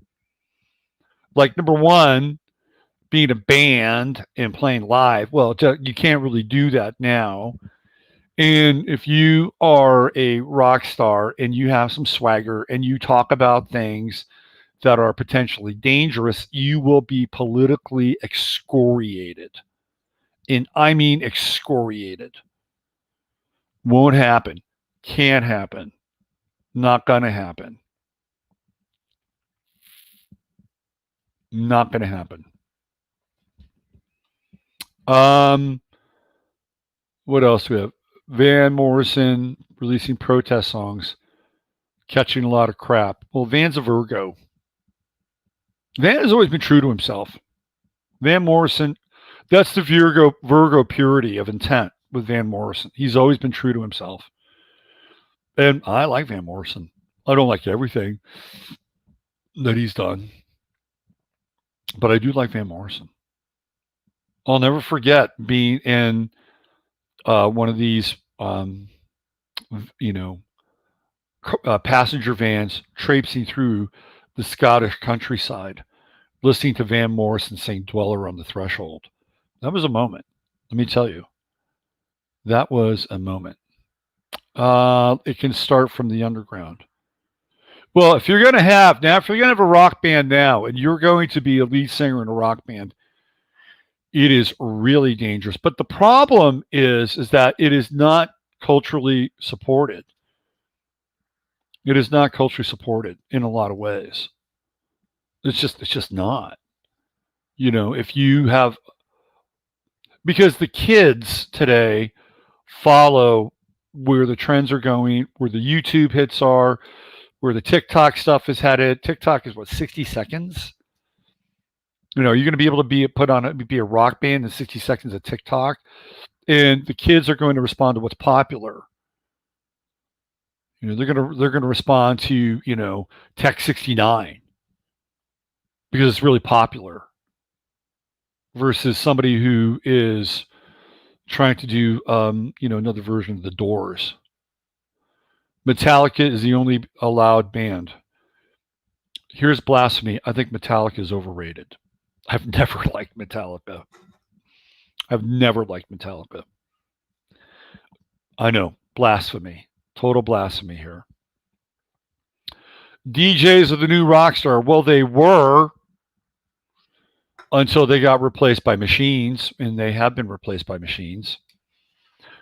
We talked about that before on the show. I don't know if you guys heard the country rappers that are blue-collar Trump supporters. It's becoming a natural thing. I'm surprised people don't know about it. Well, they probably don't get much airtime. Look at Mehdi says they're terrible. Yes, Mehdi knows a little bit about metal. This guy's into black atmospheric ambient metal. You got to love that. Yeah, and so I think DJs are on their way out. They're on their way out. They were the new rock star for a while. I was around that culture too, but they're gone. They are gone. Gone. You know, the new rock stars are Megan Thee Stallion. That's who the new rock star is. It's Megan Thee Stallion. You think I'm kidding? No. Cardi B is the new rock star. This is what's replaced sort of iconic rock culture. That's what's happened. Glenn Danzig was funny. He took himself too serious. Wasn't Glenn Danzig about 5'3"? Was he about 5'3"? A lot of rock stars are short, by the way. There were. Rock stars were guys that weren't good at sports. I can tell you that right now. Most rock stars were not good at sports. So let me get a guitar and I can get chicks. You have to admit, though, that Fugazi was the alpha peer in the punk rock social justice organized idea. Well, yeah, I think so. I mean, again, not my scene. Was not into the whole Discord Fugazi thing. They were too, again, I mean, for me, they were like championed by this feminist kind of post-feminist art rock criticism press. And I was not into it. I was not into it. And they were alphas, sure, because Ian MacKaye had the ability to be hardcore, straight edge, and kind of toe a very social justice polemic, right? So he would get the street cred because he was hardcore and straight edge, but he would also get the PC cred because he sung about things in the story. I think he was a vegetarian too, right? So he just checked all those boxes. He might have been like Fugazi might have been the ultimate band that could embrace, you know, kind of the hardcore teenage angst, you know, and channel it, while at the same time also, you know, being completely kind of, you know, postmodern feminists at the same time. Yeah, I don't like Metallica at all. I just, you know, they're phonies. Metallica's phony. They're phony. They are phonies. Watch the movie where that guy plays their shrink. Oh my God, that's a great documentary. That is a great documentary. And then the shrink tries to like get into the band and sort of write lyrics. It's hilarious. Hilarious. This is just kind of a great Monday talk, by the way.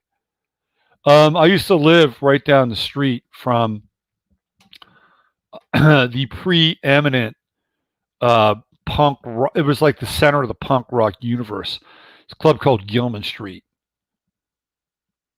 And that's where, you know, Green Day, Offspring, you know, a lot of these, you know, Berkeley-based punk rock bands and bands coming through Berkeley would perform. They would play Gilman Street. And I lived right around the corner from Gilman Street. I never went to Gilman Street. I never went there. I would walk past it. I would interact with some of the people, but it was not my scene. It was not my scene. Instead, I used to go to the place across the street on San Pablo called the Ashkenaz, which is where they had a lot of world music people show up. And I would see Jai Utah play there a lot, who was great, by the way, during that time. Oh, the good old days. The good old days. The Bay Area was the melting pot of just an incredible world music scene. It was amazing to be around during the 90s. You had my friend Stephen Kent, his band Transmission. You had Jai Uttal. Jai Uttal came out of this group called Hieroglyphics, which was fronted by Peter Applebaum, who had Don Cherry as their mentor. I saw Don Cherry play with Hieroglyphics one night. So bizarre. Very bizarre. Hieroglyphics were great. It was a great, great scene for the whole kind of world music thing. I used to hang out with this guy from named Suru, who was a great, great percussionist and a protege of Olatunji. It was just a fantastic melting pot of a certain sound in the Bay Area at that time. There was a label called City of Tribes, which I was very close to, put out a lot of stuff related to this sound. We brought Jorge Reyes up from Mexico. It was very cool. I hung out with Robert Rich, who lived in Palo Alto, who played with this kind of ambient sort of, ethno sound. It was for that genre, the Bay Area was the center of the universe. I'm telling you, it was cool. It was really, really cool. Let's see. The Cardi B thing is crude and immature. Yes, I'd agree. The one guy I can still listen to is Ian Brown. I love Ian Brown. I love him. Like everything, pretty much everything he's done post Stone Roses, I think is, as they say in England, ace. I hung out at Gilman. I probably walked past you, Johnny, one night. I probably walked past you at some point. Let's see. Anything else? I like electronic music. After a while, it just grates on me. It does not feel natural like the 70s music does. Well, I would agree with you, Don, to a large extent. There was this one guy, though, who was a DJ in the Bay Area. His name was Chebi Sabah. He was an interesting character. Cheb has passed away now. But Cheb had great DJ sets because he was always mixing this great kind of world music sound.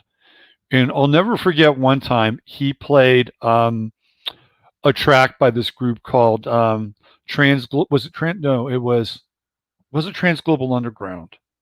I think it was. It might have been Transglobal Underground. He played a group by Transglobal Underground. And I walked up to him while he was, when I heard this track, it was blowing my mind. And I walked up to him, I said, "Who is this?" And he got really pissed. Like he did not want me to know who it was because he wanted to protect his musical sources. But his sets were kind of legendary. And you would have, if you were there, Cheb was the guy. And Cheb would usually play with Jai Uttal. Like they would do stuff. Like Cheb would do a set and then Jai Uttal and the Pagan Love Orchestra, who had great musicians, by the way, in that band. Great, great musicians. Kit Walker, a friend of mine, played keyboard with Jai. Jeffrey Gordon, an incredible drummer. I knew Jeffrey, who's since passed away. Loved Jeffrey. Great guy. Will Bernard, incredible guitar player. Played with Jai Uttal. Peter Applebaum played drums. It was a great group. Totally great group. So that was the thing that I was kind of into, that scene, that sound. And as far as electronic music stuff, I really got into the whole breakbeat stuff, which to me was funky and had like a bottom end and a groove. It was like I loved the breakbeat stuff. Loved it. And was not so enthralled with the whole trance scene. Just, yeah. Okay. What else here? EDM is so diverse. Nazareth, the Skids, Big Country. Love, In a Big Country, man. Great song, right? Dream Stay With You. A great song. And I guess the lead singer passed away. I think he committed suicide, right? Let's see. This is so fun. We're just having kind of a rap, you know. We're just having a little bit of a music rap here. Anything else that's interesting? Anything else you guys got? Delight. I like Delight. One time I got a massage from this woman. She was quite interesting. Young gal. I met her at one of the Whole Life Expos, and I was doing tarot readings back then. And she wanted to trade a tarot reading for a massage. And I said, okay. So I gave her a tarot reading, and I thought it was pretty good. And she did this thing called vibrational massage, which is kind of this different school of massage. And a lot of times when they do massage, people do massage, you know, they'll put on like Carlos Nakai or some kind of, you know, Stephen Halpern or some kind of new agey thing. She put on Delight. Like she gave me a massage to Delight, the whole record. And she kind of danced around my body in doing this vibrational massage to Delight. It was so funny. It was very, very funny. I liked it. I thought it was a good massage. I like some of the trance stuff, but not all of them. All the trance stuff. Some of the trance stuff is kind of cool. I used to be connected to this label called Blue Room, which was out of South Africa. And man, they had some badass trance artists on Blue Room. Really good. Yeah, there was Blue Room, and then there was Platypus. That was another big trance label. But the Blue Room stuff was just totally kick-ass. And there was a whole German scene that I really got into with like Stevie Bizet, Sven Vaith, that IQ record scene. I really liked that stuff. I thought that was really, really high music. Really high music. Let's see. What else do we have here? Okay, I'm going to show you guys a new channel that I have found. Dead Can Dance. Fantastic group. I saw Dead Can Dance. Incredible. Really incredible. Love them. Otherworldly. Fantastic. Paul Van Dyke. So Paul Van Dyke comes out of the East German / West German early trance scene vis-a-vis a label called MFS, Masterminds for Success, started by Mark Reeder. And I believe, if I'm not mistaken, Paul Van Dyke's early records were called Visions of Shiva. If you could find the compilation Transformed on MFS, it will blow your mind for what was being created right around 1992. All right. So I want to show you guys my my new favorite YouTube channel, and then I'm gonna get out of here. You guys are gonna love this. You're gonna love this guy. I'm gonna play you about maybe 5 minutes of his YouTube channel. That's a good segue because we're talking about Paul Van Dyke and Germany and all that stuff. So I'm gonna play my new favorite YouTube. I really want to interview this dude. I really want to interview this guy. Because he is phenomenal. Okay. Let me go. Where is it? Let me change my channel here. Hold on. By the way, I've hit 2,000 subscribers here on this channel. Fan freaking tastic. Let's see. All right, we're getting there. We're getting there. Okay, where are my subscriptions? Give me a second. I'm going to find this dude because I subscribe to his channel. He's amazing. Okay, I guess it's not coming up. ... Okay. let's do this. Okay.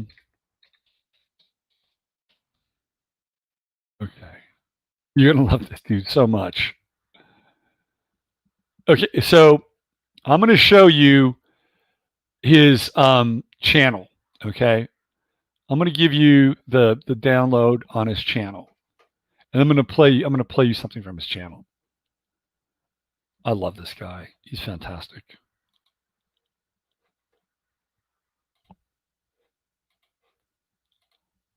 You need to subscribe to this channel, the Slingshot channel.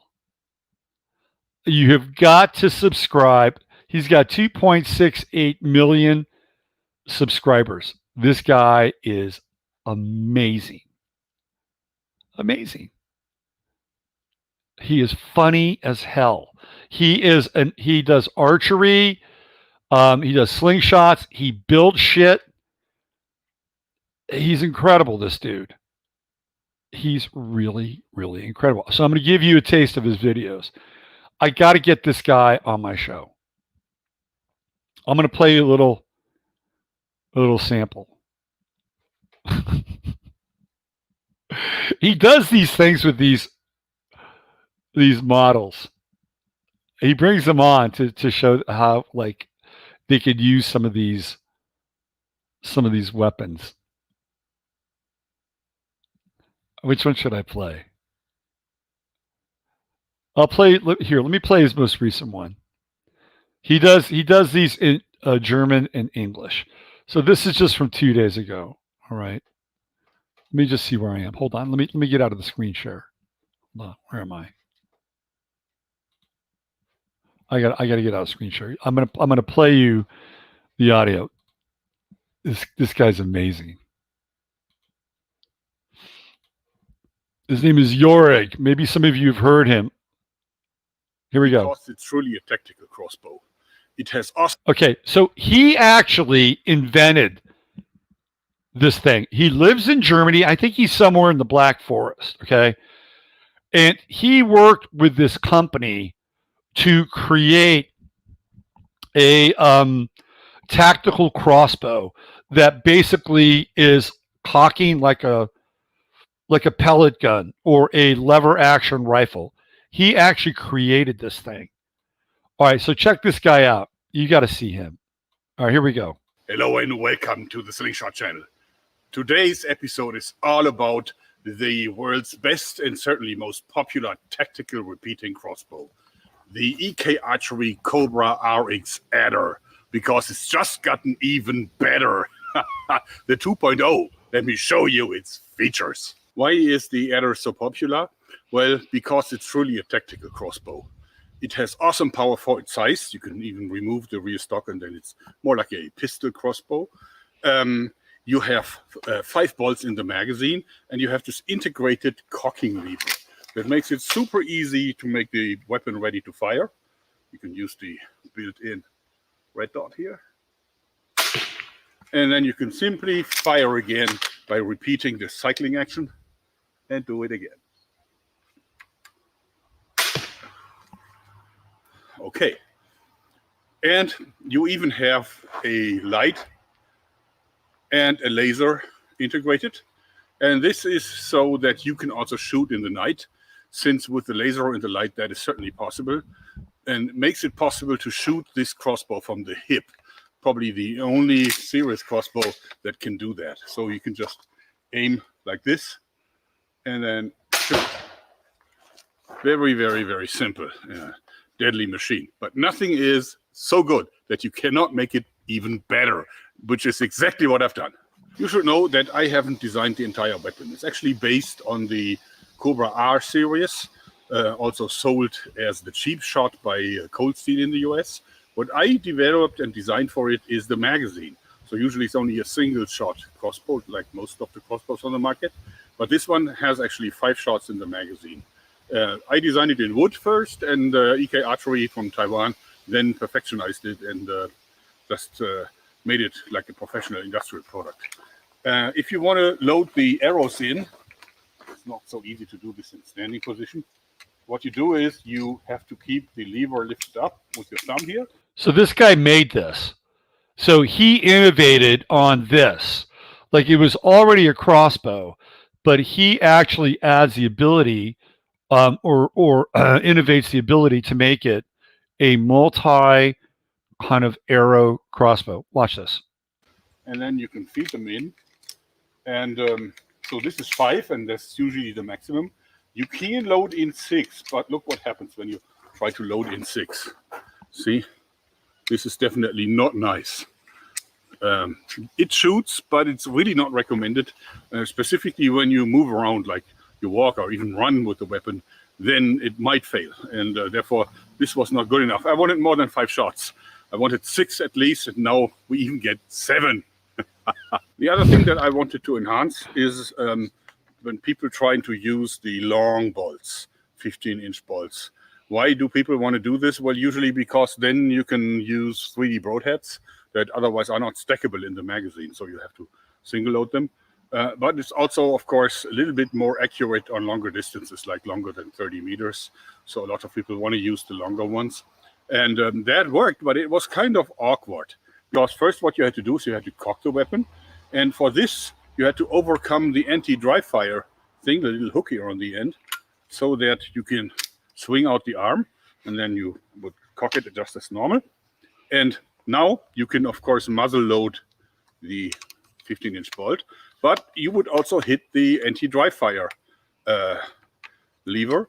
You have to lift this up, and then you can load this fully against the string. And now, as you see, I can fire it, but of course, that's kind of awkward. So some people even design 3D alternative modules that you could put on in exchange of the magazine that would give you a single shot, like a spring. But of course, I wanted to integrate that functionality into the magazine. Okay, so I wanted to enhance 3 things with the new magazine. First, more bolts in the magazine. Second, much quicker reloading, ideally with a clip or a speed loader. And third, last not least, I want to make it easy to use long bolts such as this one for single loading broadhead bolts.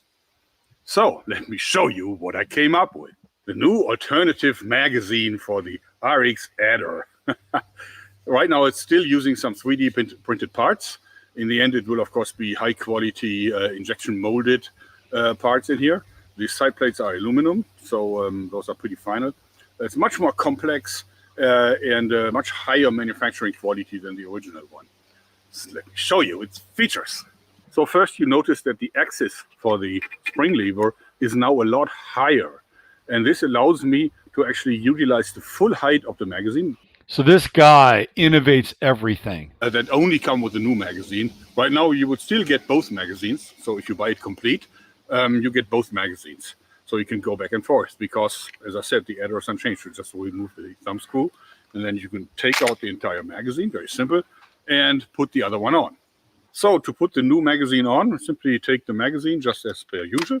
You put it on, you slide it in place, you take the thumb screw, install it again, long screw. I love this guy's laugh. And now you can also see the beauty that this thing is so accessible. You can simply swing out the arm, and now you can take both hands and easily reload. Very, very simple to drop in the arrows. So if I want to load, pull this thing up, it locks in place, and now I can really take my time. I can do this really in a relaxed fashion and load the bolts in just one by one. So, very comfortable. And number 7. Now I got 7 ones in, and if I want to lock this, I first swing it down, and now see what I do is I press on this here, and it snaps in place, and now the spring applies pressure to all of the bolts. Very simple. And as you see, now I have 7 bolts in the magazine. So easier loading, check. But now we get something even more exciting. Clips. So this is one of these clips, and as you see, you can hang them on the belt, and you can actually get 1, 2, 3, 4, 5, I don't know how many. You can put 7 of these bolts in there, and you see there is this spring-loaded lever that actually holds them here by the vanes, and you can now go dancing with this. So it is actually very robust, and therefore I think it's an ideal, very simple and not expensive solution. They're around 30 euros. Of course, the idea is that you put them on, then you pull this back until the lever opens, and then you can load all the bolts in one rush into the magazine. So as you see, the magazine has these little notches here where you can put in the magazine, and there's actually also a little guiding notch that allows it to be moved backwards. So there's actually nothing that you can do wrong with this.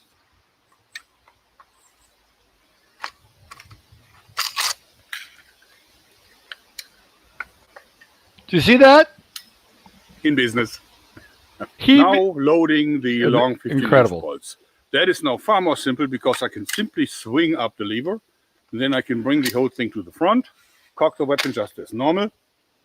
Then I can muzzle load the arrow. It actually slides in place pretty much, okay? And then all I have to do is close the magazine and I'm in business.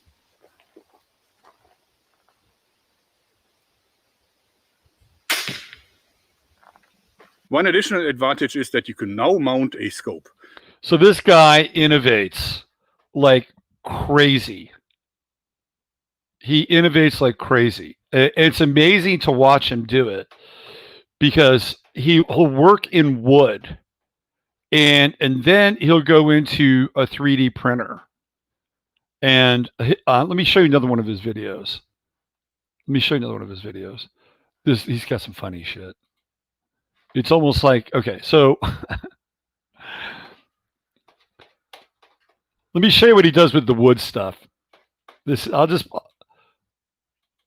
So I want to play you this, and then I'm going to play you like something hilarious. Okay. And the reason I'm playing you this is because number one, he's innovative. Number two, he takes care of everything. Number three, he's funny as hell. So he decides that he's going to make a medieval supercharged 170-pound longbow. Let's just watch a few minutes of this. Hello and welcome to the Instant Legolas channel. Yes, you realize that I've been into these repeating bows recently very much because I love how powerful and effective they are, and plus I invented them, and therefore I'm naturally very enthusiastic about them. But I already saw that a lot of other channels are on them too. Now today I want to find out something really interesting because this is a longbow that I can handle. It's a 55-pound longbow, and I can probably even handle a 70-pound longbow, although with difficulties. But like Joe Gibbs, who weighs 170 pounds and can draw 210 pounds, that is nothing that I could do. Not because I'm not strong enough, I probably am strong enough for it, but you have to develop the right technique. Plus you need like a chain of muscles involving some really small muscles that you would normally not train in a gym. So if you don't practice archery with heavy war bows, it is, I think, impossible for normal people to handle bows heavier than maybe 70 pounds. But I want to be able to shoot heavy war bows. I want to do it. And I want to make a repeating system for it. So the only thing that can help here is technology. So I head down and invent something that lets me shoot a really heavy war bow. But first I had to get one. And then Ian from Boston Bows UK actually contacted me and said he can make a reproduction of a heavy war bow as found on the Mary Rose, the sunken ship. And he said he can make one for me and send it to me. And of course, I think he would probably have given it of art that they put into it. What I really like is that it's easy to play. I mean, I'm not really... I was able to sneak into everybody's office. Okay, so he's more than 170 pounds of a drawaway. This is the so innovation even part. For the Mary Rose bows that they found, it's in the upper part. And so now he's going to get into how those are made from 12 millimeter down. He's going to create this. Otherwise, with this huge load of the bow, I would. So what he's done here is he said, okay, I want to be able to have a long bow where it's really 200 pounds of pressure, which is significant. But he also wants to make it a repeating long bow. be like, shivering like crazy, and it would be very hard to hit anything. But this here allows me to do this in peace, aim, and hopefully hit. I built a very, very easy kind of frame consisting of this piece of wood, and this here is the foot piece, and they're actually attached with joints. So I can move them in two directions, and this is so I can aim up and down. It's very simple. I put my foot onto here to stabilize it, like so, and then I can adjust for the height, and then I can pull back on the bow, like so. Last 2 centimeters I do with my fingers, and then I can aim, see, and also sideways a little bit. That's easy. And then I can fire, bang, and then I can repeat the whole thing. Very simple. But how much difference does it really make? How much more power would you be able to generate from a 170-pound bow versus against like a 75 or a 55-pound bow, like the one I have? Because recently... It's significant. It's very significant. And let me show you a little bit of humor in this guy's channel. So every now and then he brings these women on his channel. Hello and welcome. And so what he's going to do here is he's going to bring this playmate on. And it's kind of like sprockets. And he's going to show her like legal self-defense in Germany. And she's posing through the whole thing. Just watch a few minutes of this. Welcome to the Slingshot channel. Actually, to a very special episode with a famous guest. I have beautiful Alexa here for you today. Alexa, you are a professional model, right? All right. That's your job. Model, actress, yeah. Yeah, and you've been like everywhere, right? You've been in the Playboy, you've been in the Penthouse, you've been in many other magazines that I probably never read. And you've been in movies and so on. So that's your job, right? Exactly. And you have like 50,000 followers on Instagram too and all this. Why are you here? Why are you now in the Slingshot channel? Yeah, I saw some episodes of you and was really impressed by your invention. So it would be great to try out and shoot together. Okay, That's so it. you're interested in weapons and so on? Is that Yeah, something? sure. All Wanted right. to try. So now remember, this is Germany. You can't really have guns in Germany.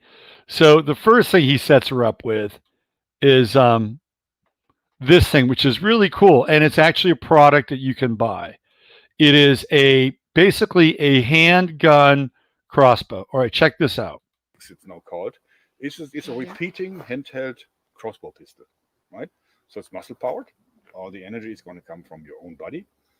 And you see that there is a total of 6 arrows in here. Mhm. And these are the training arrows. Show the arrows that it shoots. Okay. So this is a training arrow with just a normal tip. And if it's serious, then you shoot these so-called broadhead arrows, which are basically small flying daggers. And those are the ones that you would really use if you want to defend yourself. Because then even a small pistol crossbow like this would be absolutely lethal. Mhm. Problem is, you have to cock it first before you can shoot. So I can show you. I think it's super easy to do that because all you do is you take your finger, you press on this thing here, Okay. and then you see that this lever swings out. And then it's very simple to simply put it back and snap it back. And then you can Well, it's simple for him, not for her. shoot. And by the way, you also have a laser. And then when you switch it on, let me show it to something that is not my hand. Then you see that there is this laser dot that actually shows you where it's going to hit. So we could put this to the target and shoot, and then very quickly we can repeat. Oh, wow. So you can really fire quickly. Looks very easy. Wow. It is. I think it is very easy. There are Now, she can't handle it. She cannot cock this thing. Try as she may, she can't do it. I Watch. think you simply, so for me it is really easy, but for you obviously it is not. It does look so easy. Watch her. So let's try. Huh. Okay, kannst du mal einmal So, Stopp machen? Dann machen wir eine neue Einstellung. Okay, press this and hold it here. So you don't hold it here, but this is the lever. So you hold it at the very rear end of it for maximum leverage. And now try to bring your hands together. It doesn't have any bows. No, it's empty. So you can Okay. now go and... Oh. This is not going to end well. All right. Oh my God. Harder. Come on. You can do it. So she's a total fail here on this, right? Total fail. But he cocks it for her. Now, this is funny. This is hilarious. And basically, he sets up this scenario where she's in her home and defending herself. Here we go. And is it cool looking or not? Look at that. I think it looks rad, doesn't it? Looks so modern and very cool. Yeah. Mm-hmm. All right. So here you go. There's the information around it. Watch this. This is fucking hilarious.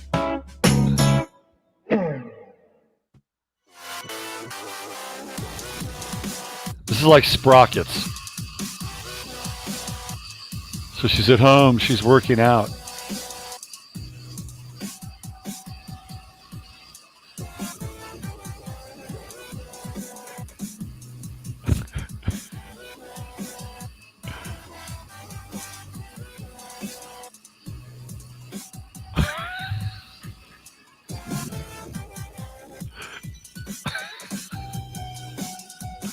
Uh-oh. She hears an intruder.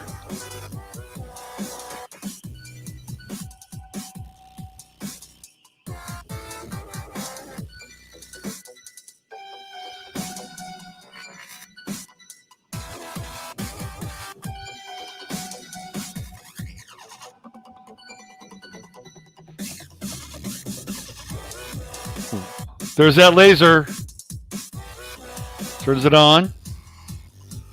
She's about to encounter the intruder.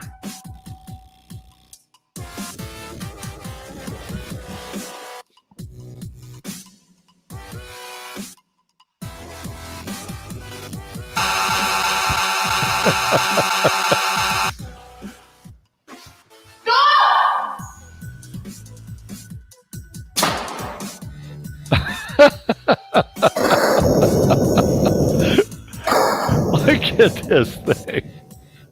Okay, Alexa. Well done. Congratulations. That was successful. Now a few remarks. First of all, absolutely a kill shot. So, see, he walks it through all these various weapons, right? So now he's got the one we just saw. She can't handle that, obviously. Look at her. She's just struggling. She's struggling to do that. Okay, that's not going to work. But he sets her up on the inside, and she does the same thing. And, and this is kind of a plug to sell the guns, which is fine. Whatever, it's fine. Okay, then he gets her into these spear guns. And the spear guns are interesting, right? You get one shot with these spear guns. And this is the one thing that she has a remote sort of like chance of actually loading. And then the same thing goes on here. There she is. Here comes the intruder.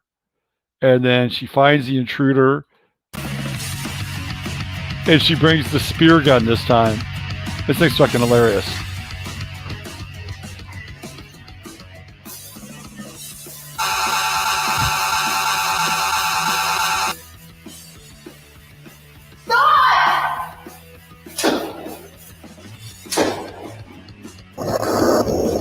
So the spear gun is actually a pretty lethal weapon,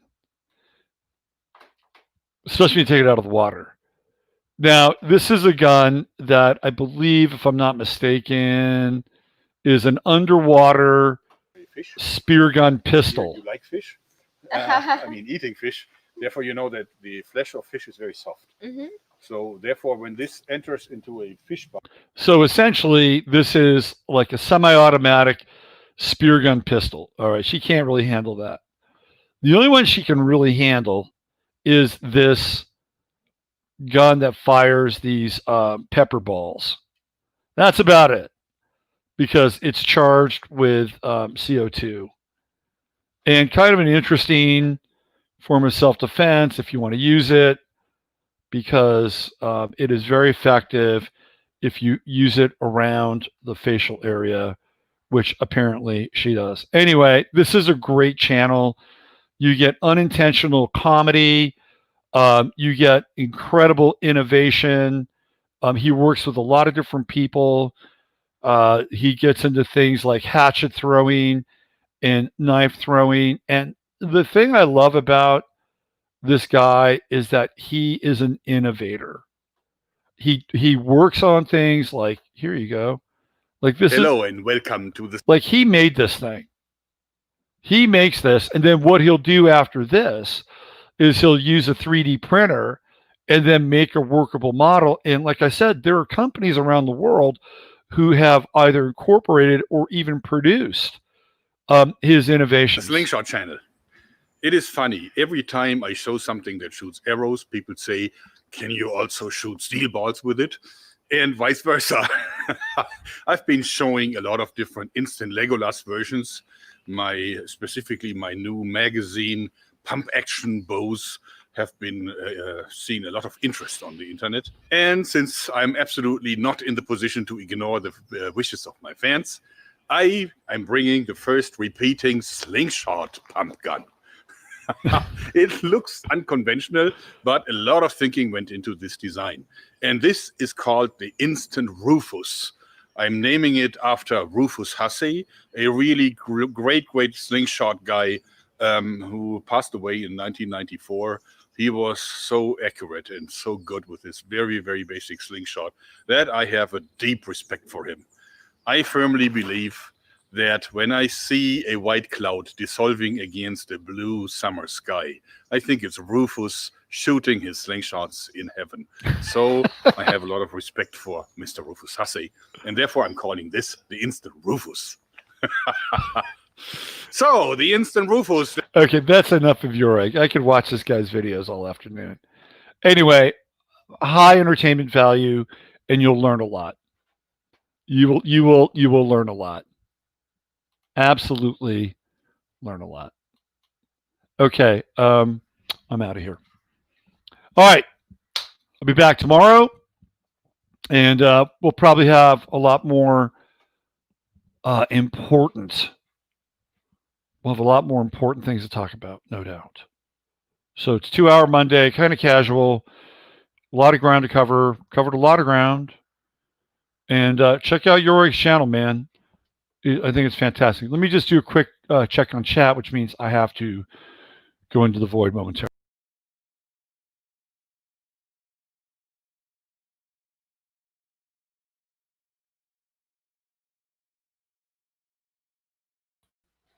Now I'm back from the void. Surprised this is allowed in Germany. Yeah, it's a very cool channel, man. I love that guy's channel. He's funny as hell, and he is an amazing inventor. So there you go. All right, thanks everybody. Use your head in order to discern what's real, your heart to say what's possible. I'll be back tomorrow. Have a great day.